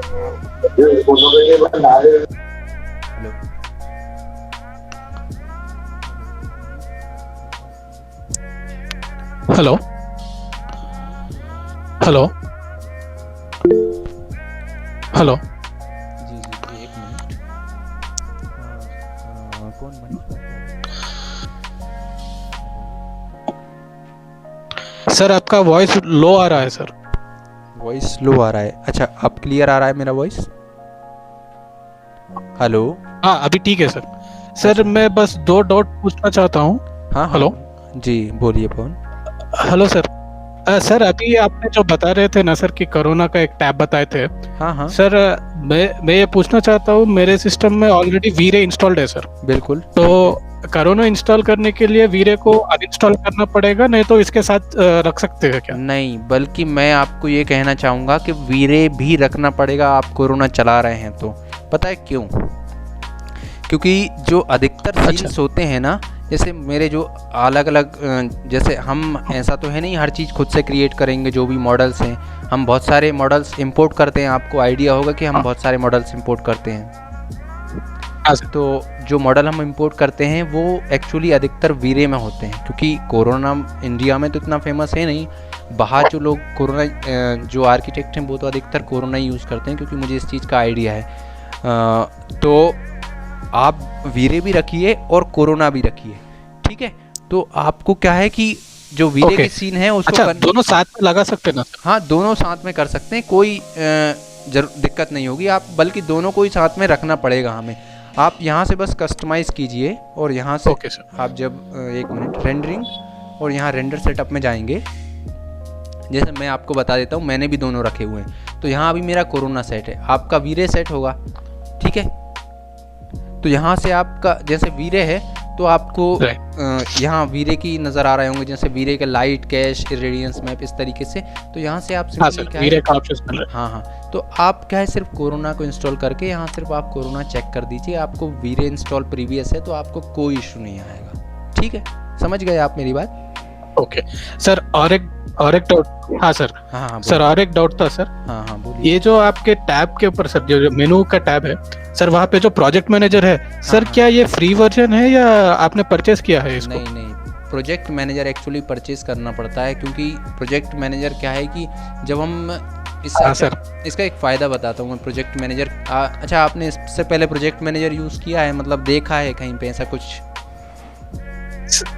हाँ, ट्राई यानी सोचा था सर लेने के लिए, लेकिन वो पूरे पेड थे सर, तो इसलिए रुक गया था, नहीं परचेस नहीं किया था मैंने। अच्छा, एक काम करो, मैं इसका अगर क्रैक वर्जन होगा तो मैं आपको ज़रूर शेयर कर दूंगा, बल्कि मैं चाहूँगा कि आप दोनों प्रोजेक्ट मैनेजर ज़रूर यूज़ करें, क्योंकि जब हम चीज़ों को मतलब हम बड़े प्रोजेक्ट्स पे काम करते हैं ना, तो प्रोजेक्ट मैनेजर हमें बहुत सहूलियत दे देता है। आपको शायद आपने अगर ट्राई किया है तो आपको पता होगा कि प्रोजेक्ट मैनेजर का क्या काम होता है।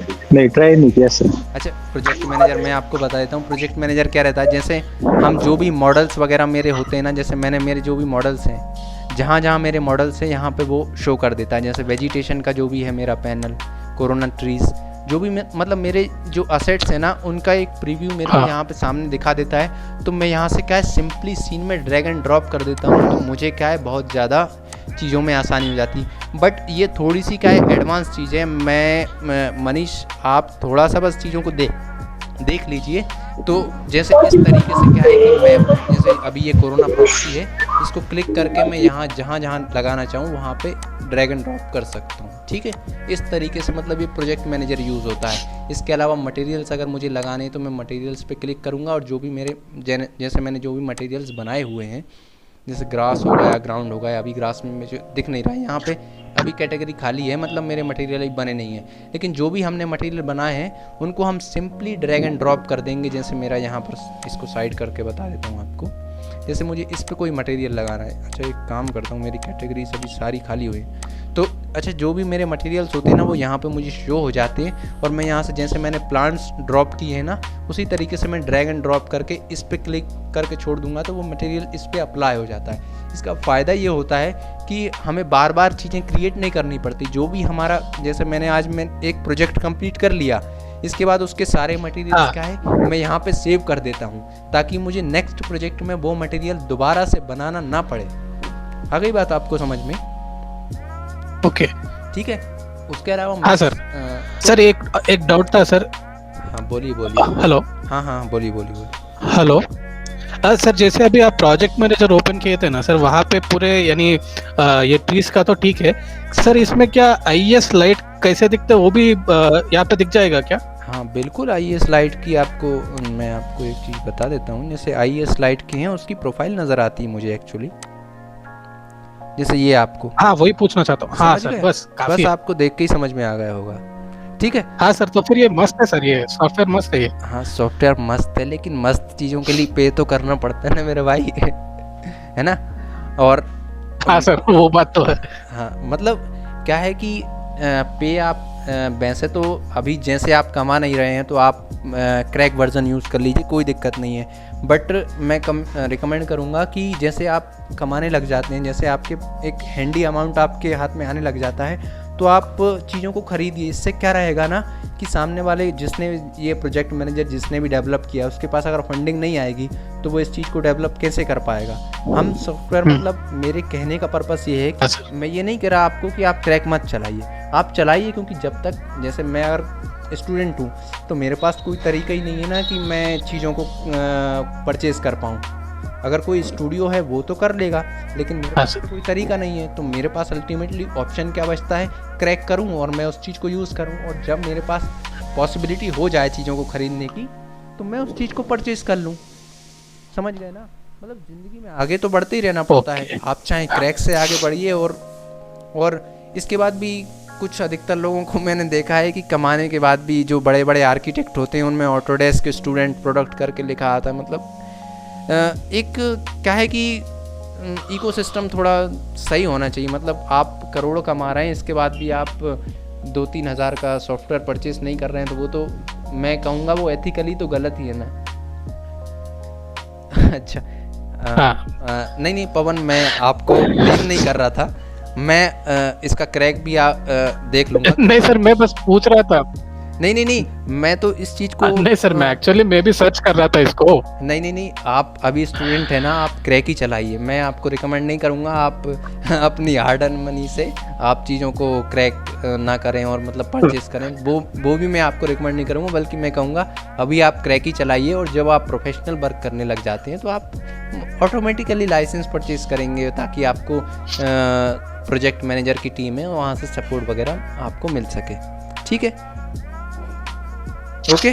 और हाँ ठीक है, लेकिन मैं आपको रिकमेंड करूँगा, जैसे आप तो पुराने यूज़र हैं, तो मैं आपको कहूँगा कि आप प्रोजेक्ट मैनेजर यूज़ कीजिए, क्योंकि प्रोजेक्ट मैनेजर हमारा बहुत ज़्यादा यूज़ होता है। तो बल्कि मैं हर एक प्लगइन्स को आपको बाकायदा डिटेल में बताऊँगा। जैसे प्रोजेक्ट मैनेजर हो गया, इसके अलावा हमारा फॉरेस्ट पैक यूज़ होता है, शायद आपको आइडिया हो इस चीज़ का। नहीं सर।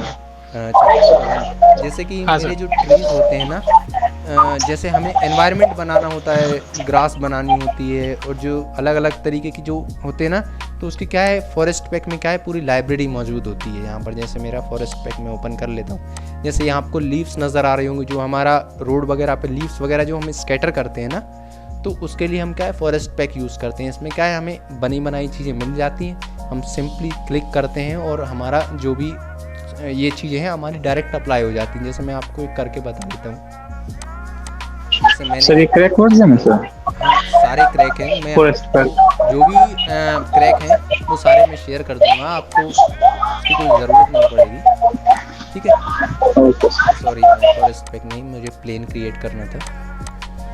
ठीक, जैसे मैंने एक प्लेन क्रिएट किया और इसके बाद मैंने स्क्रिप्ट में गया, फॉरेस्ट पैक में गया, यहाँ से मैंने इसकी लाइब्रेरी से यहाँ ओपन किया। ठीक है, इसके बाद मुझे जो भी लीव्स का जो भी, जैसे अगर मुझे डेंस लीव चाहिए, घनी लीव चाहिए, तो इस पर क्लिक करूँगा।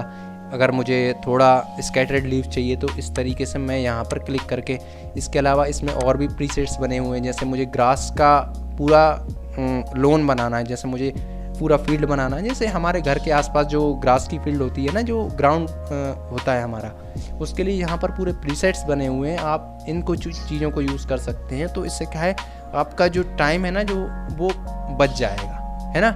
और अगर आपको फॉरेस्ट पैक नहीं भी है आपके पास, तो भी मैं पूरी प्रोसेस बताऊंगा कि हम कोरोना स्कैटर, एक्चुअली स्कैटरिंग के अलग अलग प्लगइन्स होते हैं। जैसे ये फॉरेस्ट पैक हो गया, इसमें और भी बहुत सारी चीज़ें हैं, जैसे हमारा फ्लावर्स हो गया। स्टार्टर लाइब्रेरी में हमारे अलग अलग जो प्लांट्स हैं जो जनरली यूज़ होते हैं वो भी दिए हुए हैं। बेसिक जो चीज़ें यूज़ होती हैं वो हमें यहाँ पर फॉरेस्ट पैक में मिल जाती हैं। इसके अलावा हम हमारे खुद के मॉडल्स भी हैं, वो यहाँ पर कस्टम ऑब्जेक्ट करके ऑप्शन होता है। 1 मिनट पहले मैं इसको लगा दूँ एक बार। जैसे कि सपोज़ कीजिए मैंने एक ट्री ये लिया, इसको इंपोर्ट कर लिया और इस पे ले जाके मैंने क्लिक कर दिया। ठीक है, ये थोड़ा टाइम लेगा इस अपनी लाइब्रेरी से इंपोर्ट करने में। ठीक है, तो मैं इसको टाइम देने देता हूँ, है ना। ठीक, ये इस तरीके से कुछ डेंस मेरे जो प्लांट हैं वो लग गए हैं। मेरा प्लेन एक्चुअली बहुत छोटा है, तो मैं उसको बड़ा कर लेता हूँ।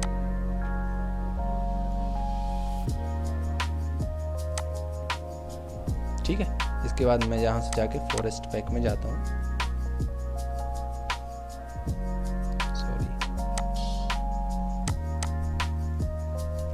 इसको सेलेक्ट किया मैंने फॉरेस्ट पैक। मेरा सिस्टम क्या है, एक्चुअली थोड़ा सा स्टोरेज भर गया है, तो थोड़ा स्लो चल रहा है ना। ठीक है, तो मेरा बताने का पर्पस ये था कि यहाँ से फॉरेस्ट पैक में आप चीज़ों को इस तरीके से कर सकते हैं। ओके, यहाँ से डिस्ट्रीब्यूशन में जाके आप इसके डिस्ट्रीब्यूशन को चेंज कर सकते हैं। और मैंने जो सरफेस लिया था उसको एक्चुअली मुझे अपडेट करना था। रिफ्रेश, ठीक है। तो ये इस तरीके से आपको दिख रहा होगा फॉरेस्ट, मतलब जो भी हमारा कुछ भी चीज़ हमें स्कैटर करनी होती है ना, मतलब एक बार बार हम चीज़ों को कॉपी तो नहीं करेंगे, तो स्कैटरिंग का ये प्लगइन है, उस चीज़ के लिए यूज़ होता है। अच्छा, एक काम कीजिए, मैं इस चीज़ को यहीं स्टॉप कर देता हूँ क्योंकि ये थोड़ा सा एडवांस है, तो मैं चाहूँगा कि आप अभी इस चीज़ को भूल जाइए, ठीक है। हेलो, ठीक है सर, ओके। अच्छा पवन, हाँ सर। अच्छा वो आपने पूछा था इसलिए मैंने आपको बता दिया। तो बाकी हम जो भी हमारे प्लगइन्स जो भी हमारे 3D में यूज़ होते हैं, मैं बाकायदा प्लगइन्स का एक अलग ही हम सेशन ले लेंगे, तो मैं उन चीज़ों को एक्सप्लेन कर दूंगा, या फिर मैं PTS हमारे जो चैनल है उसमें आपको वीडियो वगैरह प्रोवाइड करा दूंगा, तो उसमें हम इन जो प्लगइन्स हमारे यूज़ होते हैं ना जो 3ds Max के अंदर, वो मैं आपको डिटेल में डिस्कस कर दूंगा, ठीक है। ओके ओके आज सर। की क्लास को थोड़ा ओके सर। कि इंट्रोडक्शन ही रखते हैं, मैं इंट्रोडक्शन ही रखना चाहता हूँ थोड़ा सा, है ना, ठीक है। जी इसके सर, अलावा ओके सर। मैंने आपको कहा जैसे मेरे को ये विंडो बड़ी चाहिए, तो यहाँ पर मैं जैसे ही माउस करूँगा तो ये कर्सर नज़र आ रहा है, इसको ड्रैग करके मैं इस तरीके से कर सकता हूँ ताकि इस पे ये विंडो थोड़ी बड़ी हो जाए और मुझे काम करने में आसानी हो। जैसे मैं जो भी चीज़ें बना रहा हूँ, जैसे मैंने स्फीयर ले लिया, तो उससे क्या है, ये मेरे को बार बार स्क्रॉल नहीं करना पड़ता, तो इस पर क्लिक करके मैं मॉडिफाई पैनल में जाता हूँ तो ये विंडो मेरी बड़ी हो जाती है। तो ऐसा भी आप कर सकते हैं यहाँ से, ठीक है। तो मेरा पर्पस ये है कि आप चीज़ों को अपने हिसाब से अरेंज कर सकते हैं। इसको छोटा बड़ा करना है आपको यहाँ से, तो इसको छोटा बड़ा कर सकते हैं, जितना बड़ा करना चाहें आप उतना बड़ा कर सकते हैं। यहाँ से टूल बार्स को आपको जहाँ रखना है इन्हें यहाँ पर यहाँ रख सकते हैं इस तरीके से, ठीक है। तो ये आपको मैक्स में पूरा वर्क स्पेस को किस तरीके से ऑर्गेनाइज करना है आप अपने हिसाब से रख सकते हैं, ठीक है। समझ में आ गया आप दोनों को? हेलो, हाँ सर। मिस्टर पवन। हाँ सर, समझ में आ गया। अच्छा जी सर। आप में से एक ही बंदा, जी सर, समझ में आ गया सर। नहीं आ गया आपको सर। समझ में आ गया। एक और जो हमारे मनीष जी हैं, मनीष जी आपको समझ में आ गया ना? आ गया सर, आ गया सर। मतलब समझने का मतलब ये है कि आपको चीज़ें समझ में आ रही है ना, मैं किस तरीके से कर रहा हूँ, मतलब थोड़ा थोड़ा। हाँ जी सर। हाँ, बाकी हम जब काम करेंगे ना तो इन चीज़ों को मैं डिटेल में डिस्कस करूँगा, और आपको जो भी डाउट्स आएंगे तो आप मुझे बता दीजिएगा कि सर मुझे यहाँ पे ये समझ में नहीं आया, मैं प्रैक्टिस कर रहा था, ओके तो सर। कल प्रैक्टिस कर रहा था तो मेरे को ये समझ में नहीं आया, तो मैं उस चीज़ को आपको बकायदा रिपीट करूँगा। मतलब बिल्कुल इस चीज़ की कोई टेंशन मत लीजिए, आपको बिल्कुल हाथ से पकड़ के समझाऊँगा मैं चीज़ों को किस तरीके से करना है, ठीक है। Okay sir, thank you. Okay okay sir. तो आप इस चीज़ को से बिल्कुल घबराए ना। मैक्स में मैंने देखा है, मेरे पुराने जो भी स्टूडेंट रहे हैं जिन्होंने मैंने पढ़ाया है, वो मतलब चीज़ों को देख के घबरा जाते हैं। मैक्स में क्या है, आज मैंने इसलिए बता दिया कि आप मैक्स की विंडो से थोड़ा डरे ना। वो किसी की कुछ होगी तो वो क्या है अपने हिसाब से सब ऑर्गेनाइज करते हैं। विंडो से आप सिर्फ थोड़ा फेमिलियर हो जाइए। यहाँ पर मैं आपको, मेरा बताने का पर्पस ये है कि आप जो विंडो देखते हैं वो किसी की कुछ होती है, किसी की कुछ होती है, तो सब अपने हिसाब से ऑर्गेनाइज करते हैं, जैसे हम अपना स्पेस अपने तरीके से डिवाइड करते हैं, ठीक है। तो आई थिंक ये चीज़ें आपको समझ में आ गई होंगी। और अच्छा, मैं आपको चीज़ें बताने देना चाहता हूँ कि मैक्स के अंदर क्या है कि हम मतलब मैक्स का क्या स्कोप है वो थोड़ा मैं आपको डिस्क्राइब कर देता हूँ। तो मैक्स में क्या है कि ये एक डिज़ाइनिंग का टूल है, जैसे आपको दिख रहा होगा यहाँ हमें यहाँ पर क्रिएट करने का ऑप्शन आ रहा है, जैसे बॉक्स क्रिएट करने का ऑप्शन आ रहा है। तो अगर आप जैसे बिम के सॉफ्टवेयर यूज़ किए होंगे, जैसे आपने अगर रेविट से थोड़ा फेमिलियर होंगे, आप दोनों थोड़ा सा हैं, आपने रेविट देखा है थोड़ा बहुत वीडियो में? हाँ सर, आता है सर। हाँ जी सर। अच्छा, आता है सर। हाँ सर, रेविट सीखा है सर। अच्छा, रेविट सीखा है तो फिर आपको हाँ पता सर। होगा। तो जैसे रेविट में हमारा क्या है, हम पहले लेवल्स लेते हैं, इसके बाद बॉल लेते हैं, तो उसके लिए अलग अलग कमांड होती हैं। लेकिन मैक्स में क्या होता है कि हम शेप्स बनाते हैं। हमें मैक्स में कोई जानकारी नहीं है कि ये बॉल है, ये आप इस बॉक्स से आप बॉक्स भी बना सकते हैं, इसी से आप वॉल भी क्रिएट कर सकते हैं, इसी से आप फ्लोर क्रिएट कर सकते हैं और इसी से आप कॉलम भी बना सकते हैं। मतलब मैक्स के अंदर ये एक बॉक्स की तरह ट्रीट करेगा। ये नहीं कि आप रैबिट की तरह वॉल है या फिर फ्लोर है या फिर सीलिंग है। मतलब मैक्स में क्या है, मैक्स है वो एस्थेटिक व्यू को बनाने के लिए यूज़ होता है, ना कि हमारा शेड्यूलिंग और जो हमारा विंडो और ये इन चीज़ों के लिए यूज़ होता है ना। तो मैक्स में आप अप्रोच इस तरीके से रखिए कि मैं अपनी जो तो जो हमारा विजुअलाइजेशन है, विजुअलाइजेशन का पर्पस ये है कि हम इमेज को किस तरीके से enhance कर सकते हैं। हेलो जी सर। आप दोनों में से किसी की एनवायरनमेंट कुछ आवाज़ आ रही है, म्यूट कर देंगे हुई। चलिए ठीक है। तो अच्छा, मेरा पर्पस ये है कि आप जैसे रेविट में काम करते हैं ना चीज़ों को, तो रेविट में क्या करते हैं आप पहले लेवल्स बनाते हैं, फिर वॉल बनाते हैं, फिर आप फ्लोर बनाते हैं। तो मैक्स में आप उस तरीके से काम नहीं करते हैं। मैक्स में क्या है, आप यहाँ से टूल्स लेते हैं और उनका जो भी शेप आपको बनाना है, जैसे आपको बॉक्स क्रिएट करना हुआ, कुछ आपको अगर कर्व शेप का बनाना है तो आप स्फीयर क्रिएट करते हैं, सिलेंडर क्रिएट करते हैं। तो इस तरीके से आप फॉर्म पे काम करते हैं कि मतलब उसका जो लुक है वो किस तरीके का आ रहा है। बेसिकली अपना पर्पस जो है वो इस तरीके का होता है कि हम अपना जो चीज़ें हैं उनका जो बेसिक फॉर्म है वो क्या है उस चीज़ पर फोकस करते हैं, ना कि हमें वॉल की अलग अलग कमांड दी हुई है। यहाँ कोई ऐसी कमांड नहीं है कि वॉल है, वैसे होती तो है यहाँ पर वॉल वगैरह की अलग अलग कमांड जैसे, बट हमारा जो फोकस होता है वो ये होता है कि हम किस तरीके से अपनी जो लुक है उसको एनहांस कर सकते हैं। ठीक है। तो अगर आपने जैसे रेविट वगैरह सीखा हुआ है तो आप रेविट में क्या है जिस तरीके से काम करते हैं, मैक्स में उससे थोड़ा सा डिफरेंटली वर्क होता है ना। मैक्स में जो मेनली वर्क होता है वो हमारा होता है लुक को किस तरीके से हम एनहेंस कर सकते हैं। यहाँ पे जो भी टूल्स दिए गए हैं ना वो लुक के लिए दिए गए हैं, है ना।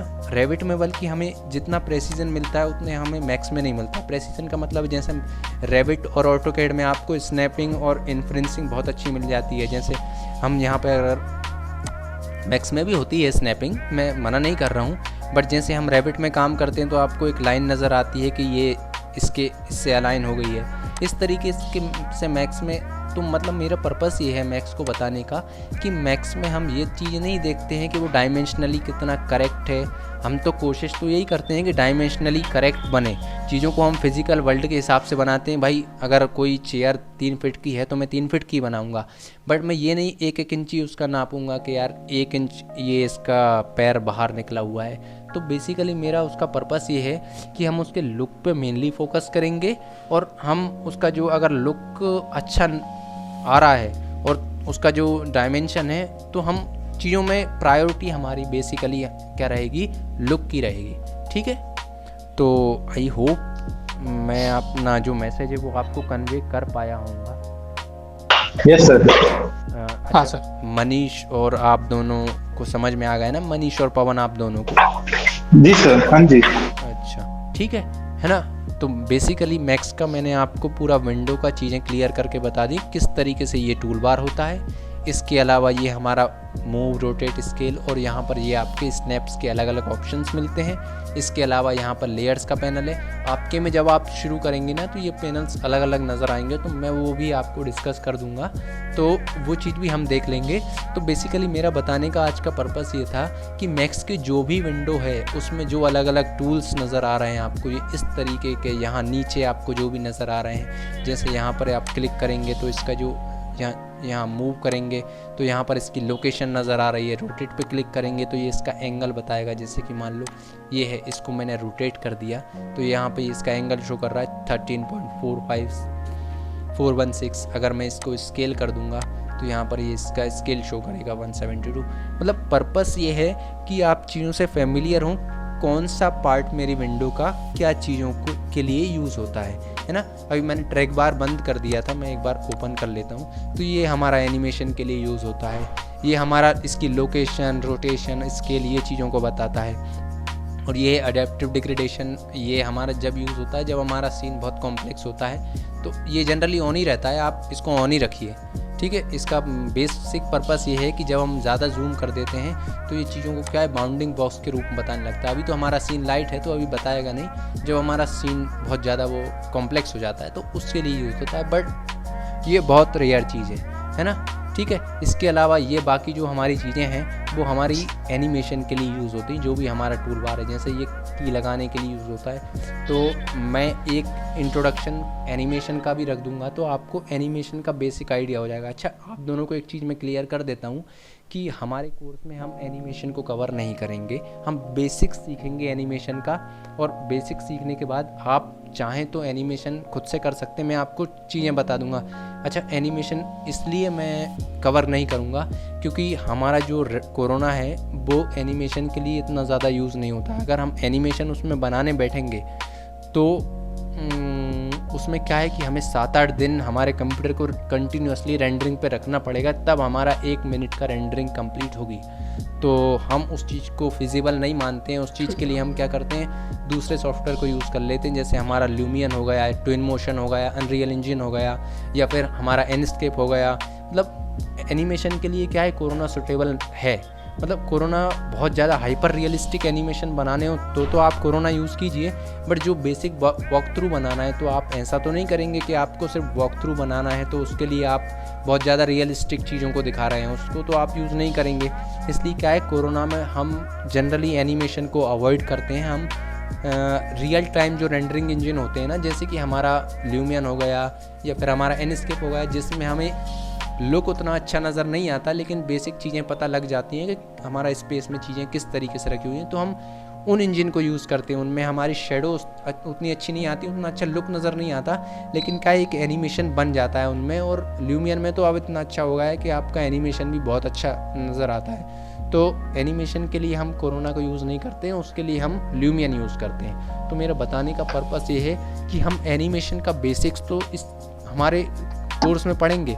मैं सारा बेसिक्स कवर कर दूंगा आपका, जो एनिमेशन में यूज़ होता है, कैमरा एंगल वगैरह, और जो हमारा जैसे मैंने अभी एनिमेशन करके बताया एक ऑब्जेक्ट का आपको, जैसे ये ट्रैक बार का, तो मैं ये तो बता दूंगा कि एनिमेशन में चीज़ों को किस तरीके से मूव करते हैं, लोगों को किस तरीके से मूव करना है, कार किस तरीके से मूव होगी, जो हमारा विंडो और डोर की ओपनिंग है। जैसे मैंने आपको एक थोड़ा आपको बता देता हूँ, जैसे मान लो मैंने एक डोर क्रिएट किया, पिवट डोर क्रिएट कर लिया सिंपली,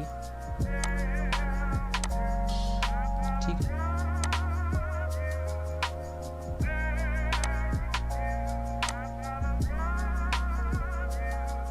बहुत ज़्यादा बड़ा कर दिया है मैंने इसे, मैं इसको छोटा बना लेता हूँ।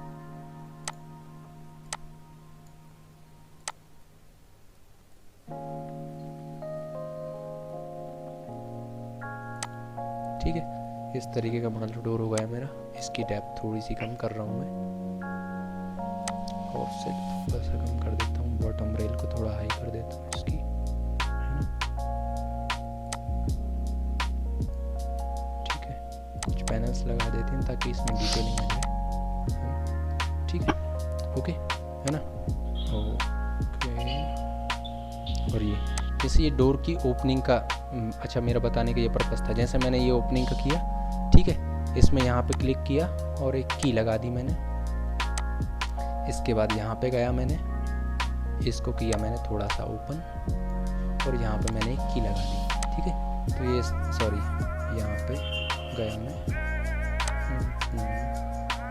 ठीक,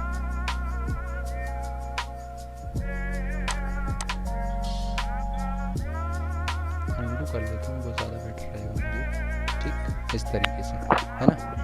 सपोज कीजिए मैंने यहाँ पे एक इसको किया, ऑटो की में कर देता हूँ, ज़्यादा बेटर रहेगा मुझे।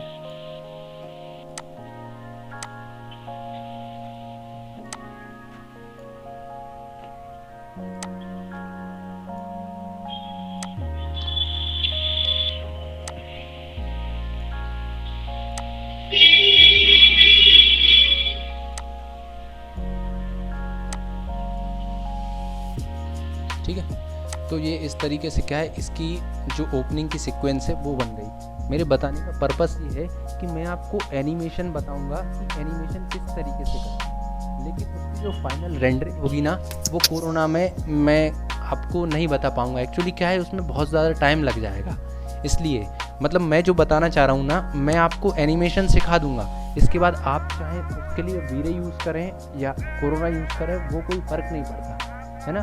तो एनिमेशन को चाहें तो आप इस एनिमेशन को बना के उसको ल्यूमियन में इंपोर्ट कर लेंगे, तो आप उसको ल्यूमियन में रेंडर कर सकते हैं। एक्चुअली दिक्कत ये है ना कि कोरोना में एनिमेशन को रेंडर करने में जो टाइम लगता है ना, वो बहुत ज़्यादा होता है। हमारे कोरोना में एक फ्रेम को रेंडर होने में 2 से 3 घंटे लग जाते हैं, और 1 सेकंड में 30 फ्रेम होते हैं, तो आप 30 से मल्टीप्लाई कर लीजिए 3 घंटे को, तो वो 90 घंटे तो 1 सेकंड का एनिमेशन बनाने में लग जाएगा।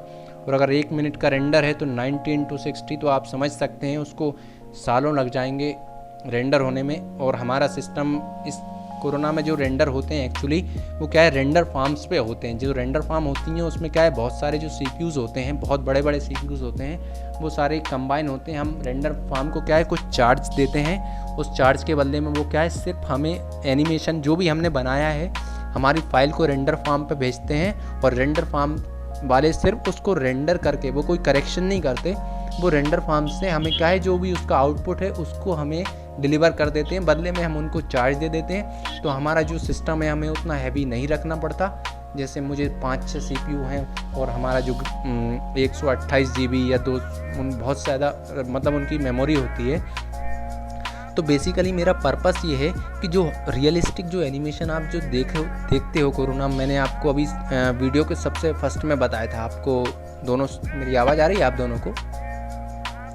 Yes sir. हाँ सर, आ रहा है सर। आ रही है सर। तो बेसिक पर्पस ये है मेरा कि मैं आपको एनिमेशन बताऊंगा। एनिमेशन का जो भी लर्निंग है वो हम पूरी कंप्लीट करेंगे कि एनिमेशन कैसे करते हैं, ठीक है। जितना अपने को टाइम मिलता जाएगा, पहले हम क्या है चीज़ों को, पहले हम इमेज पे काम करेंगे, और इसके बाद मैं आपको एनिमेशंस बता दूंगा कि एनिमेशन होता कैसे है, ठीक है। बट अगर मैं रेंडरिंग की बात करूं तो हम एनिमेशन को एक्चुअली क्या है, रेंडर नहीं कर पाएंगे। मैंने आपको प्रॉब्लम बता दी है कि क्यों नहीं कर पाएंगे। आप दोनों को मेरी बात समझ में आ रही है ना? हाँ यस सर, जी सर। ठीक है।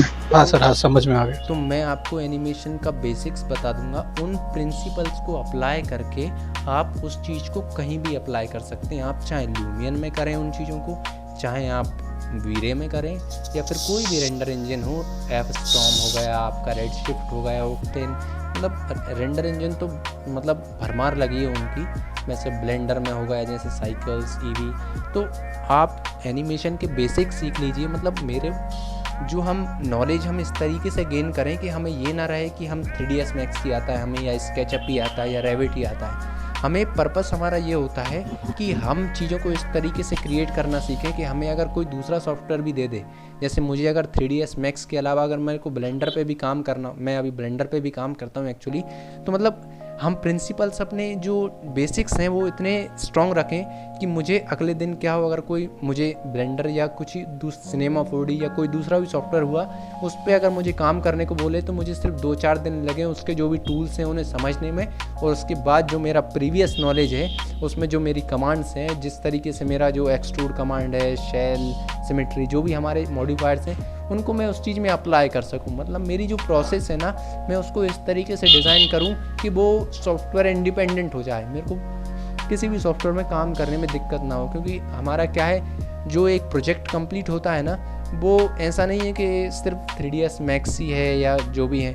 अभी तो हम पूरा प्रोजेक्ट 3ds Max में ही करेंगे, बट जब आप बहुत बड़े लेवल पे काम करेंगे ना, तो हमारे को क्या है, बहुत सारे टूल्स अलग अलग यूज़ होते हैं। जैसे अगर मुझे बहुत ही हाइपर रियलिस्टिक क्लोथ बनाना है तो उसके लिए मार्वलस डिज़ाइनर यूज़ होता है। आप शायद पवन या मनीष, पवन आपने शायद पहले चीज़ों से आप नहीं सुना। Hello hello sir. अच्छा पवन, आप पहले फेमिलियर है ना इन चीज़ों से, क्लॉथ और इन चीज़ों से? हाँ हाँ सर। मतलब मैक्स से आप पहले से फेमिलियर हैं तो आप मेरी बातों को समझ पा रहे होंगे।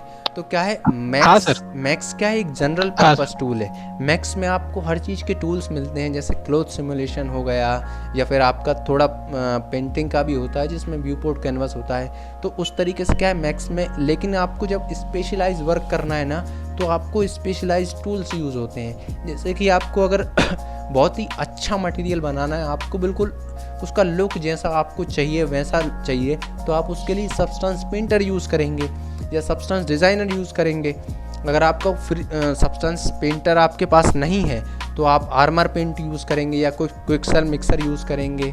तो मेरा पर्पस ये है कि आप 3ds Max को अगर आपने एक बार बेसिक्स इसके कवर कर लिए और इसकी जो प्रोसेस को आपने एक बार कंप्लीट कर लिया ना, तो इसके बाद आपको 3D के फील्ड के जो भी अलग अलग सॉफ्टवेयर यूज़ होते हैं उनको यूज़ करने में आपको क्या है आसानी होगी एक्चुअली। क्योंकि 3ds Max क्या है, हमारे मॉडलिंग का सबसे पुराना सॉफ्टवेयर है, जो कि मतलब सबसे पहले जो 3D Studio Max जब ऑटोडेस्क ने इसे परचेस नहीं किया था तब से ये मतलब 1990s के अराउंड 1992 में इवॉल्व हुआ था एक्चुअली, और तब से हमारा 3ds Max आज भी इंडस्ट्री में यूज़ होता है। तो आप समझ सकते हैं इंडस्ट्री पे इसका कितना बड़ा इम्पैक्ट होगा।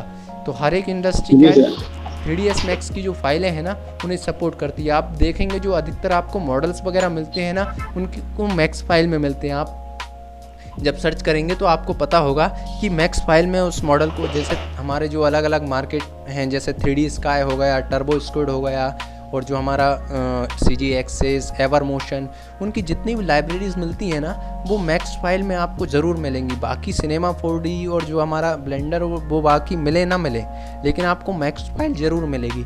तो मैक्स का जो रीच है ना वो बहुत ज़्यादा है। मतलब आप अगर 3D में काम कर रहे हैं ना तो आप मैक्स से बच ही नहीं सकते। मतलब आप ये कहो कि मैक्स यूज़ होगा ही होगा।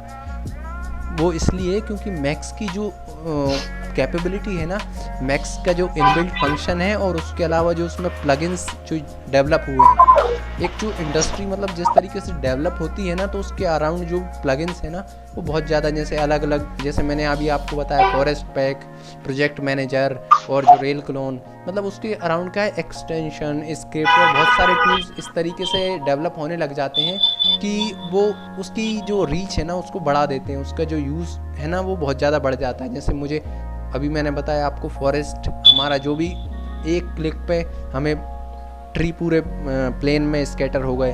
तो बेसिकली पर्पस ये है कि आप मैक्स को इतने अच्छे से सीखिए कि आप मैक्स को सीख के आपकी 3D के जो फंडामेंटल्स हैं ना वो आपके इतने स्ट्रांग हो जाएं कि हाँ मुझे 3D में कुछ भी बनाने को आ जाए तो मेरे को दिमागी मतलब मेरा दिमाग इस तरीके से काम करे कि हाँ पहले मुझे मॉडलिंग करनी है, मॉडलिंग में मुझे उसका शेप्स बनाना है, उसका बेसिक फॉर्म है। जैसे मैं आपको बता देता हूँ किस तरीके से वर्क फ्लो होता है हमारा। जैसे मान लो मैंने एक यहाँ पर बॉक्स क्रिएट किया, सिंपली यहाँ पर एक मैंने बॉक्स क्रिएट किया, इसको मैंने एज अ फ्लोर यूज़ कर लिया, ठीक है ना। इसके बाद मैंने यहाँ से अभी बस आप चीज़ों को मैं थोड़ा सा आपको बस बता रहा हूँ, ठीक है। इसके अलावा मैंने इसको शिफ्ट के साथ कॉपी कर लिया,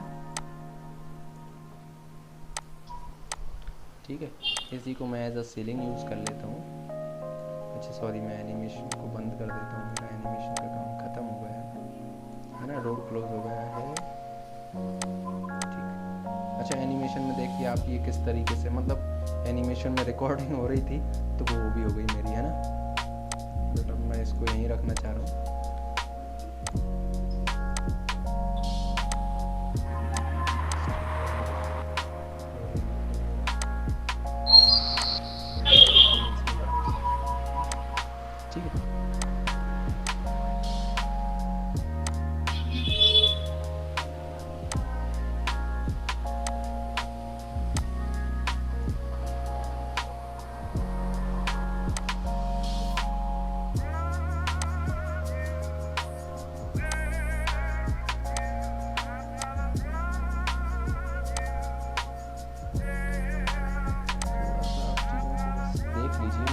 हाइपर रियलिस्टिक नहीं बनाऊंगा इसको, ठीक है।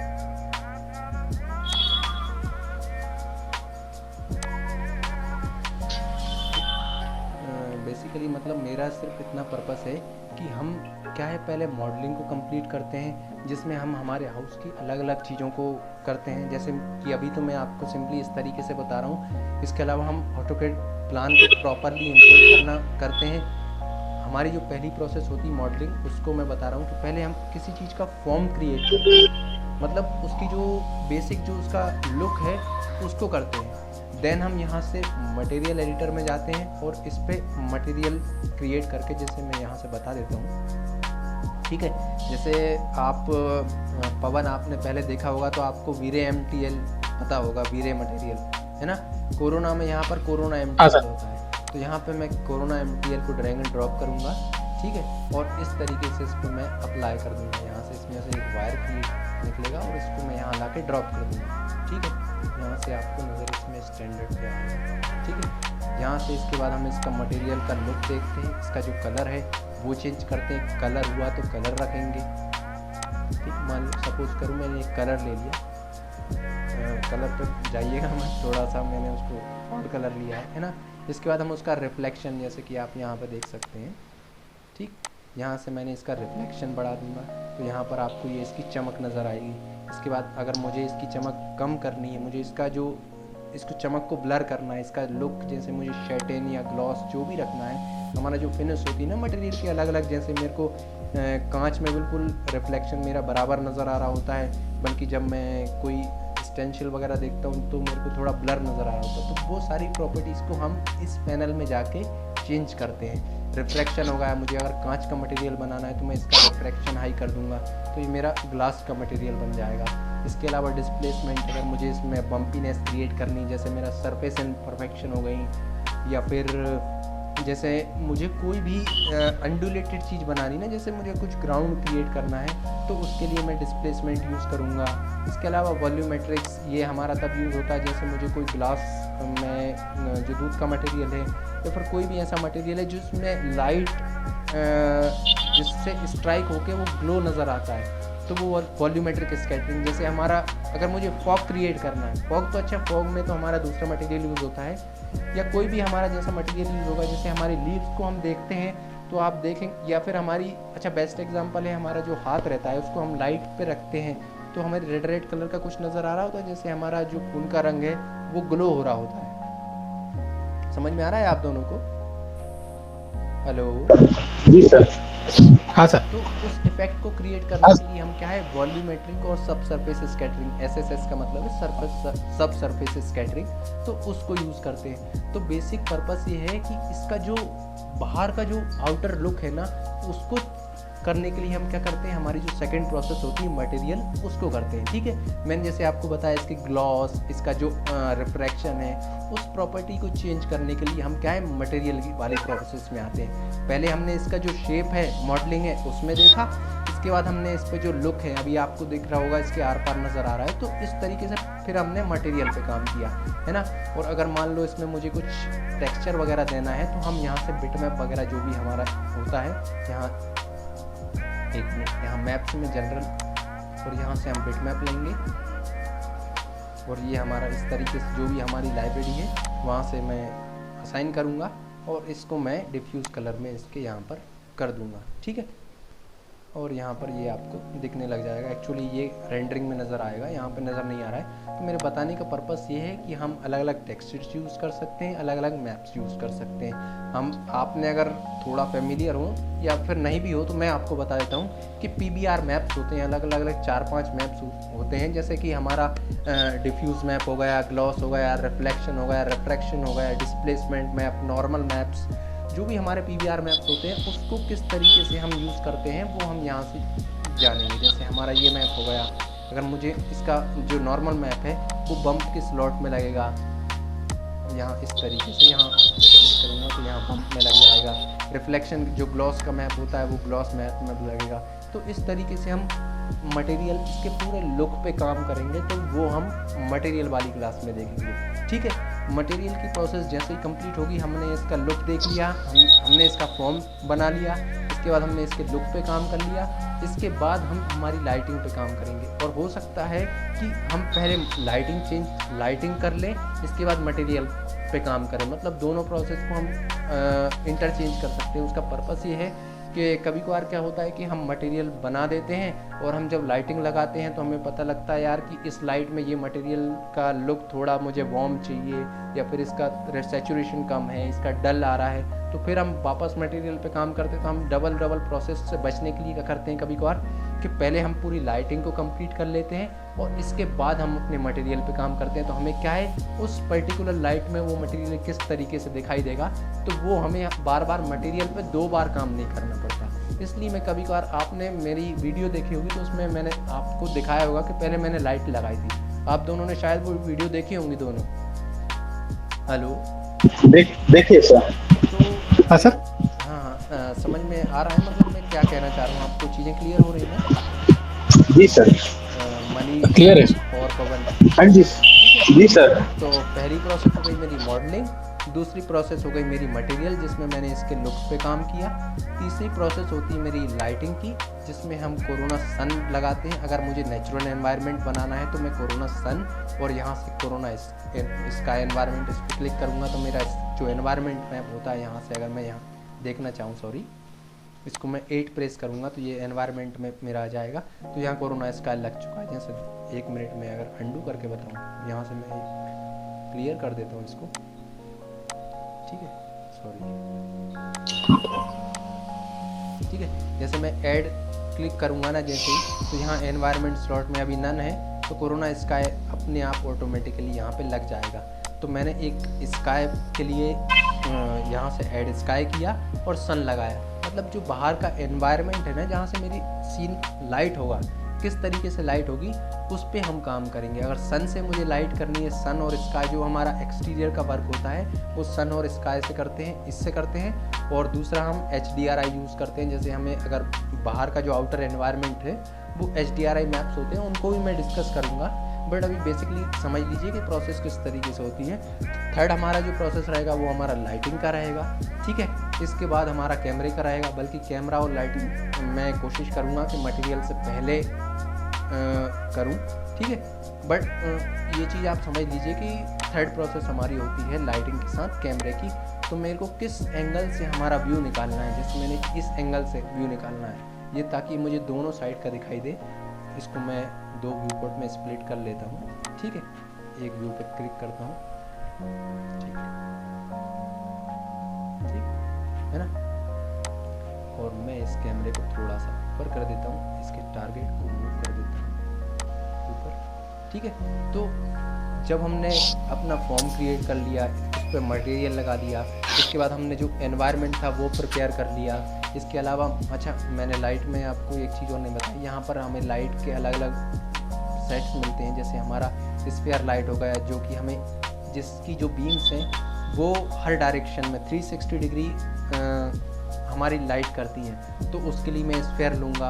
अगर मुझे कोई दूसरी लाइट लेनी है, जैसे मान लो सपोज कीजिए मैंने एक दूसरी लाइट ली, स्फीयर लाइट, और इसको चेंज कर लिया मैंने रेक्टेंगल में, तो इसकी जो बीम्स हैं वो सिर्फ डाउनवर्ड फॉल करेंगी। तो मुझे कोई लाइट जिसमें नीचे की तरफ बनाना है या जो उसका सिर्फ एक डायरेक्शन रखना है, तो उसके लिए मैं रेक्टेंगल लाइट यूज़ करूँगा। अगर कोई लाइट है उसका शेप मान लो सर्कुलर है सपोज कीजिए, तो मैं डिस्क लाइट यूज़ करूँगा, ठीक है। तो ये हमें 3-4 अलग अलग लाइट्स के जो शेप्स हैं वो हमें कोरोना ने दिए हैं। जैसे कि हमारा, और एक मान लो मुझे एक नियॉन लाइट बनानी है, जैसे हमें दिखता है ना जैसे कुछ ट्यूब लाइट शेप का, तो उसके लिए मैं सिलेंड्रिकल शेप लूँगा, है ना।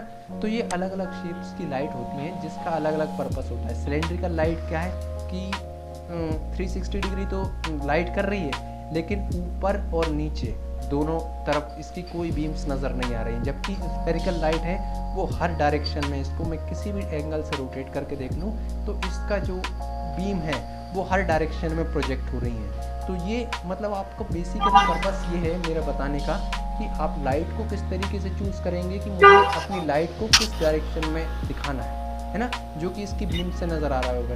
और अगर आपको इसकी बीम्स बहुत ज़्यादा बड़ी लग रही हैं तो इसके वायर फ्रेम्स करके हम इसको छोटा कर सकते हैं ताकि ये मेरे सीन में मुझे डिस्ट्रैक्ट ना करे। तो अलग अलग हम ऑप्शंस देखेंगे, जो भी इसकी हाइट मतलब जो पैरामीटर्स हैं वो भी हम देखेंगे, है ना। तो लाइट इस तरीके से होती है, पहली हमारी होती है स्काई और सन से, और दूसरा हमारा जो लाइट होती है वो हमारी होती है किसमें, ये हमारी जो कोरोना ने लाइट दी हुई है जिसमें हमें अलग अलग टाइप्स की जो लाइट हैं, जो शेप्स हैं उससे होती हैं, ठीक है। इसके अलावा भी अगर मुझे किसी कस्टम ऑब्जेक्ट में बनाना है तो हमें मटेरियल में जाके, हमें एक मटेरियल होता है कोरोना लाइट मटेरियल, यहाँ पर होता है ये कोरोना लाइट मटेरियल। ये हम किसी भी मटेरियल में अगर लगा देंगे ना तो वो ऑब्जेक्ट क्या है ग्लो करने लग जाएगा। जैसे मुझे कोई एक यहाँ पर मुझे एक कोई कोन है सपोज कीजिए, यहाँ पर कोन ये ले लेता हूँ,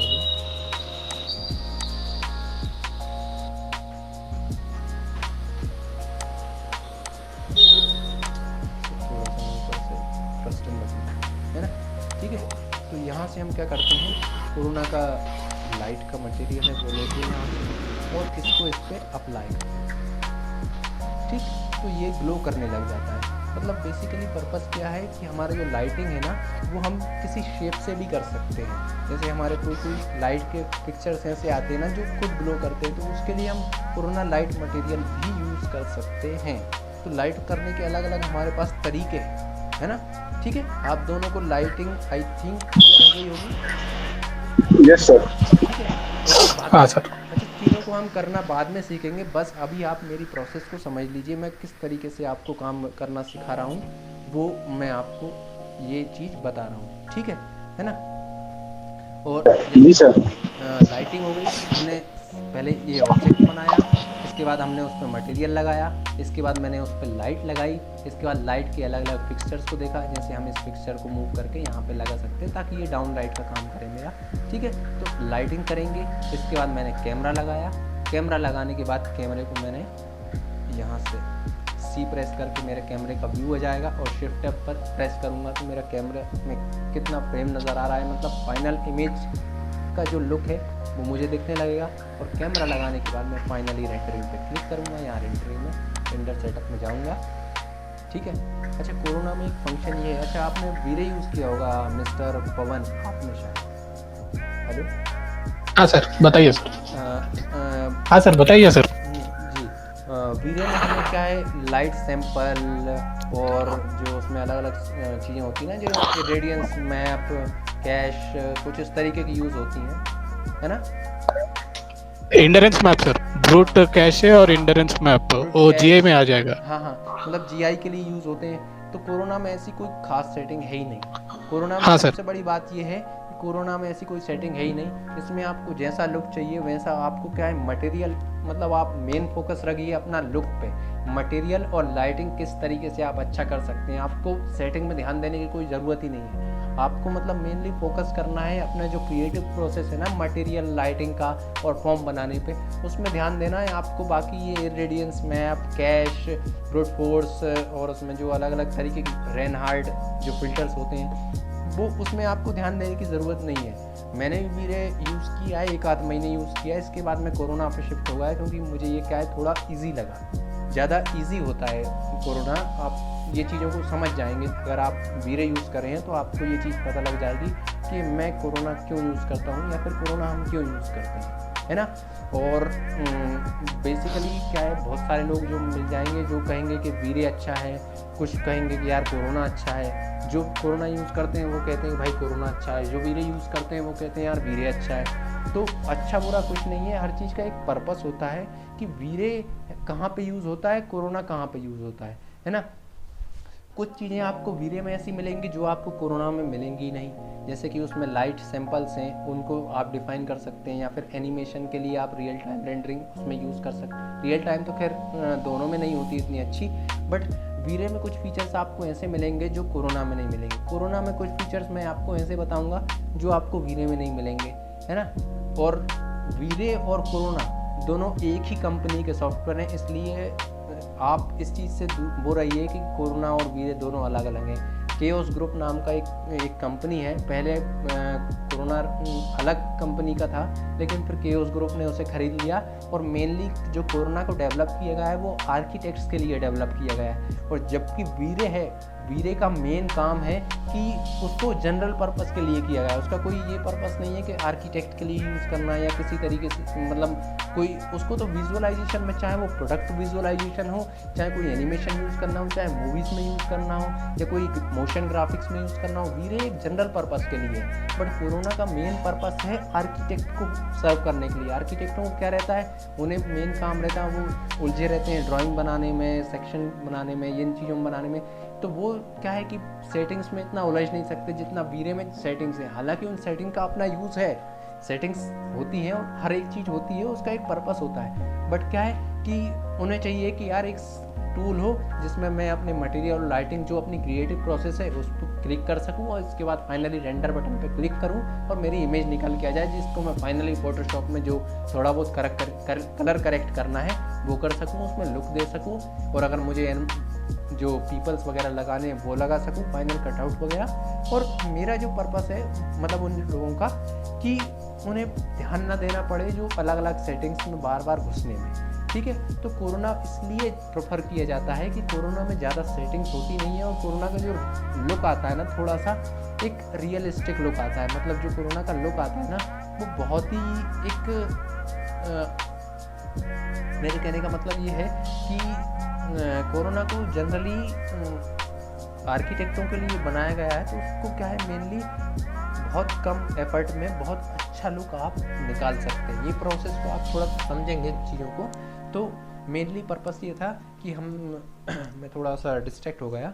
तो हमने मॉडलिंग की, मॉडलिंग के बाद हमने मटेरियल पे काम किया, इसके बाद लाइट लगाई और लाइट के बाद हमने क्या किया, रेंडर में कोई खास सेटिंग की नहीं, हम डायरेक्ट रेंडर एलिमेंट में गए और यहाँ से जो हमें फोटोशॉप के लिए जो रेंडर एलिमेंट्स यूज़ होते हैं जो पोस्ट प्रोडक्शन के लिए, जैसे मटेरियल आईडी हुई या फिर हमारा सी मास्किंग आईडी हो गई या फिर हमारा सी टेक्स्ट में कभी कभार यूज़ करता हूँ मैं, ठीक है। इसके बाद इरेडियंस या जो भी अभी इससे घबराइए मत, इसको आपने यहाँ ओके किया, ये सारे हो गए। इसके बाद आपने फाइनली रेंडर बटन पे क्लिक किया और आपकी रेंडरिंग की प्रोसेस चालू हो गई। आपने कोई खास सेटिंग नहीं की और आपकी रेंडरिंग की प्रोसेस हो गई चालू, ठीक है। तो इस तरीके से हमारा काम होता है। इसमें एक्सपोजर बहुत ज़्यादा है तो आप इस सिंगल विंडो, हाँ अच्छा इसको भी मैं थोड़ा बताना चाहूँगा, इस सिंगल विंडो से आप क्या है अपना एक्सपोजर कंट्रोल कर सकते हैं, है ना।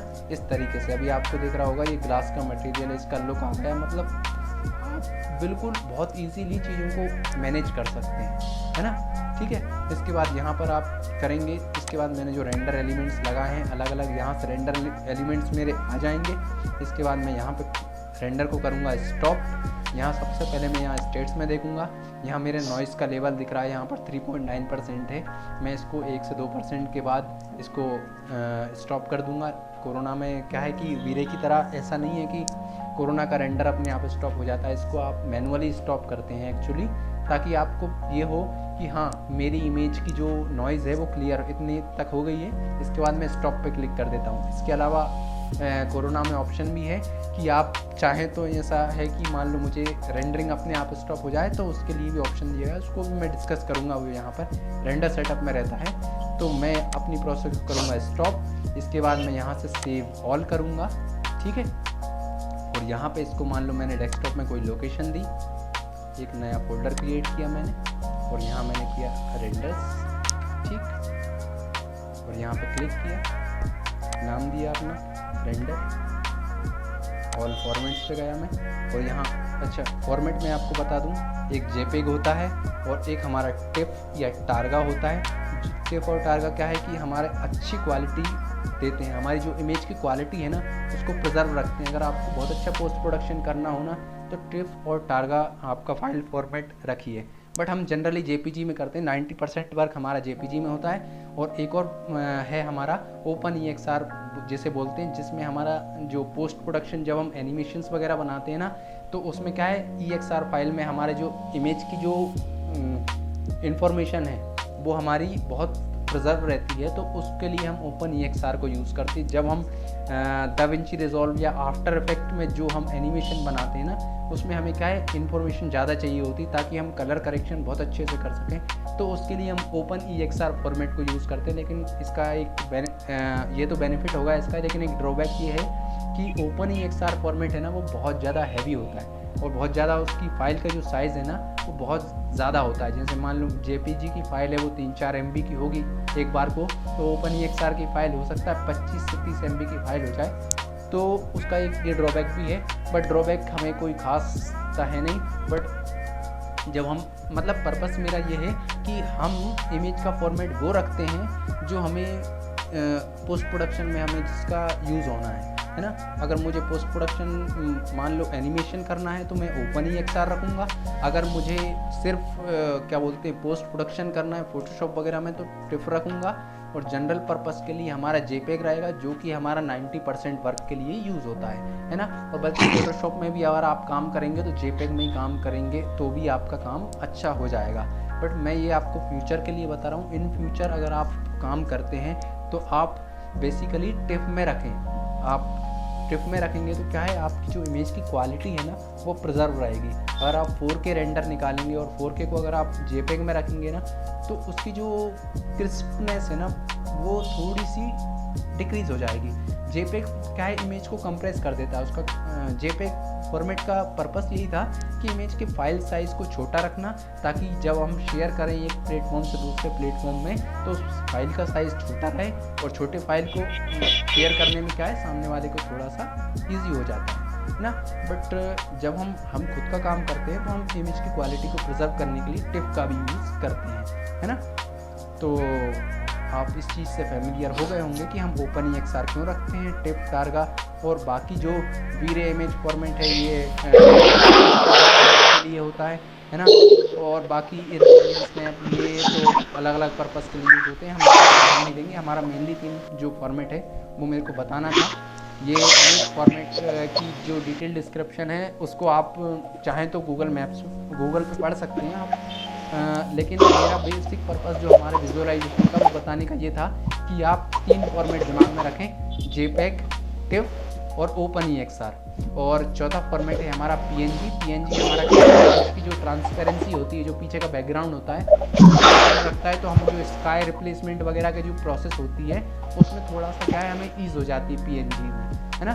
तो अभी मैं देख सकता हूँ इसको और इसको नाम दे दिया मैंने, ठीक। और इसे मैंने कर दिया सेव। यहाँ इसके बाद JPEG के बाद यहाँ मुझे एक डायलॉग बॉक्स ओपन हो जाएगा।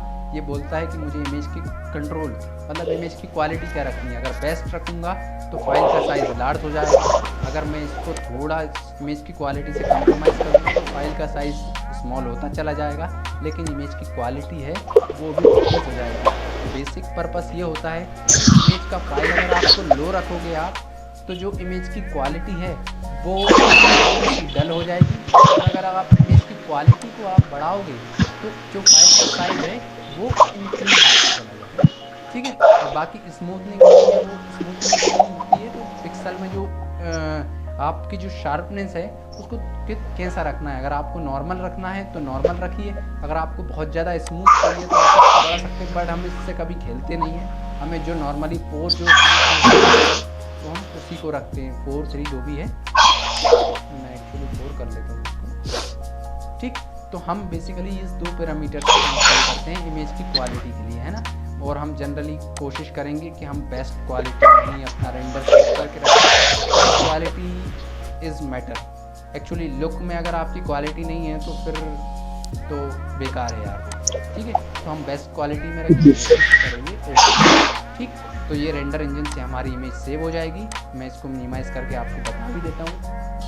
मैंने फोल्डर बनाया था यहाँ पे, आपने देखा होगा उसमें, ठीक है। इसको मैं बड़ा कर देता हूँ, ठीक है। तो ये हमारे रेंडर की फाइनल इमेज हमें यहाँ पर दिख जाएगी जो कि हमने यहाँ पर किया था। ये जो और अलग अलग एलिमेंट्स हैं ये हमारे यहाँ पर शो हो रहे हैं, जैसे कि ये हमारा मास्किंग आईडी है जो कि हमें फोटोशॉप वगैरह में जो यूज़ होता है। तो बेसिकली पर्पस मेरा ये है आज का कि हमारी प्रोसेस किस तरीके से ड्राइव होती है वो मैं आपको बता रहा हूँ। अब हम हर दिन क्या है कि एक एक स्टेप को आप किस तरीके से करते हैं वो मैं आपको सिखाऊंगा कि हम किस तरीके से मॉडलिंग करते हैं। मॉडलिंग में भी हम स्प्लाइन मॉडलिंग क्यों करते हैं, पॉली मॉडलिंग क्यों करते हैं, और जो भी हमारी मॉडलिंग के अलग अलग जो मॉडिफाइड्स बेस्ड मॉडलिंग क्या होती है। इसके बाद मॉडलिंग जब हमारी कंप्लीट हो जाती है तो हम मटेरियल जो यूवी मैपिंग होती है, मैं अगर आप अनरैप UVW मॉडिफाई करके होता है। UV अनरैपिंग मतलब टेक्सचर्स को किस तरीके से हमारे मैश में अप्लाई करना है वो मैं बताऊंगा। तो मैं आज जो पर्पस था मेरा जो हमारी प्रोसेस का, उसका ये था कि ये प्रोसेस किस तरीके से कंप्लीट होती है, ठीक है। आप दोनों को थोड़ा आइडिया लग गया होगा कि किस तरीके से हमारी प्रोसेस को ड्राइव होती है ना। जी सर। हाँ सर। पवन और हाँ मनीष, आप दोनों को ये समझ में आ गया? जी हाँ सर। ठीक है। तो आज की क्लास बहुत ज़्यादा लंबी, मैंने 1 घंटे की जगह आपको 2 घंटे दे दिए, सॉरी। 2 ठीक है। तो आज की क्लास अपन यहीं एंड करते हैं हम। तो आपको दोनों को मेरा पर्पस ये है कि हम सिर्फ 1 महीने, ऐसा नहीं है कि 1 महीने गुजारें और उसको कर दें और मतलब कुछ सीख के ना जाएं, सिर्फ हम कोर्स मेरा पर्पस ये नहीं है, मेरा पर्पस ये है आपका कि आप कैपेबल हो अपनी चीज़ों को बनाने के लिए, है ना। जी सर। तो हमारा मेन पर्पस यही है ना कि हम 3D के व्यू प्रिपेयर कर सकें और अपने क्लाइंट को से चार्ज कर सकें उस चीज़ के लिए, है ना। जी सर। हाँ जी। तो मैंने आपको ये चीज़ें समझा दी हैं। आई होप आप दोनों को ये चीज़ें समझ में आई होंगी, ठीक है, जी सर। है ना। Okay sir. मैं अपनी टीम को इसके बाद, हाँ, और मैक्स में एक चीज़ ज़रूर याद रखना कि मैक्स को बार बार सीन को सेव करते रहना बहुत ज़्यादा ज़रूरी है। क्रैश होने के लिए बैठा हुआ है, वो देखता है कि आपने बहुत अच्छा काम कर लिया है तो वो क्रैश हो जाएगा ठीक है, मेरे साथ बहुत हुआ है और मेरे बहुत ज़्यादा है। तो मैक्स को हम टाइम टू टाइम सेव करके रखते हैं और हम ऑटो सेव को भी कभी कभार ऑन करके रखते हैं। यहाँ सेटिंग में रहता है हमारा, ठीक है। यहाँ पर हमारी ये मैक्स की अलग अलग सेटिंग्स होती हैं, मैं इसको भी डिस्कस करूँगा कभी, ठीक है। यहाँ पर इसमें रहता है, अभी मैंने ऑटो बैकअप को बंद कर रखा है, बट आप इनेबल कर सकते हैं इसको, है ना। और मैं आपको कहूँगा कि आप इसलिए नहीं करता कि वो थोड़ा इशू था मेरे सिस्टम, तो बट आप इसको इनेबल करके रखें ताकि आपका जो वर्क है वो लॉस्ट ना हो जाए, ठीक है ना। Okay sir. Okay sir. Okay, तो आज की क्लास ओके यहीं एंड करते हैं। आई होप आप दोनों को समझ में आया होगा और कल से हम हमारी प्रोसेस को कंप्लीट करेंगे। आप दोनों अपनी कमर बांध दीजिए, है ना। हम तो तैयार है सर। हाँ, तो आप जी सर। तैयार हैं। अच्छा पवन, आप तैयार हैं? हेलो पवन, तैयार हैं आप? हाँ सर बिल्कुल। और मनीष आप यस सर, तैयार है सर। तैयार है ना आप? जी सर। तो हाँ जी सर। अलग अलग रेंडर बनाने, ठीक है, आप तैयार रहिएगा। Okay okay sir. Okay sir. मैं क्लास को यहीं करता हूँ। आपका फिर से स्वागत है हमारी क्लास में। सर इसकी वीडियो भी मिलेगी सर? क्या? बट सर जैसे सब ये क्लास चल रही है लाइव, इसकी वीडियो भी मिलेगी सर? बिल्कुल बिल्कुल, आपकी सारी जो भी क्लासेस है ना, हर क्लास रिकॉर्ड रहेगी और आपको रिकॉर्डिंग अगले दिन या उसके 2-4 घंटे में अपलोड करके मैं आपको शेयर कर दूंगा, ताकि क्योंकि मुझे पता है जैसे ही मैं क्लास कंप्लीट करूंगा तो आपको प्रैक्टिस के लिए वीडियो तो चाहिए ना। जी सर।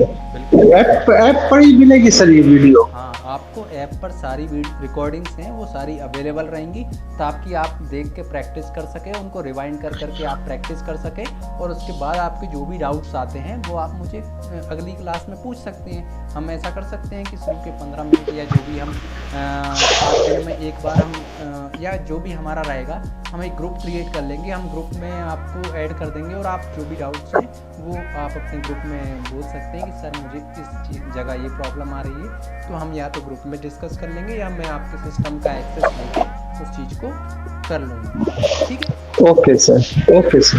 तो ठीक है सर। आप दोनों कॉन्फिडेंट हो गए होंगे कि हम अपनी Yes, sir. प्रोसेस को कंप्लीट कर पाएंगे, तो यस सर। आशा करता हूँ यस सर। आप पूरी एनर्जी के साथ कल यहाँ पर अवेलेबल रहेंगे, ठीक है। Okay sir. Okay sir. कल की क्लास में मिलते हैं दोनों को। Good night. ठीक है sir. Okay sir. Good night sir. Thank you. Okay sir.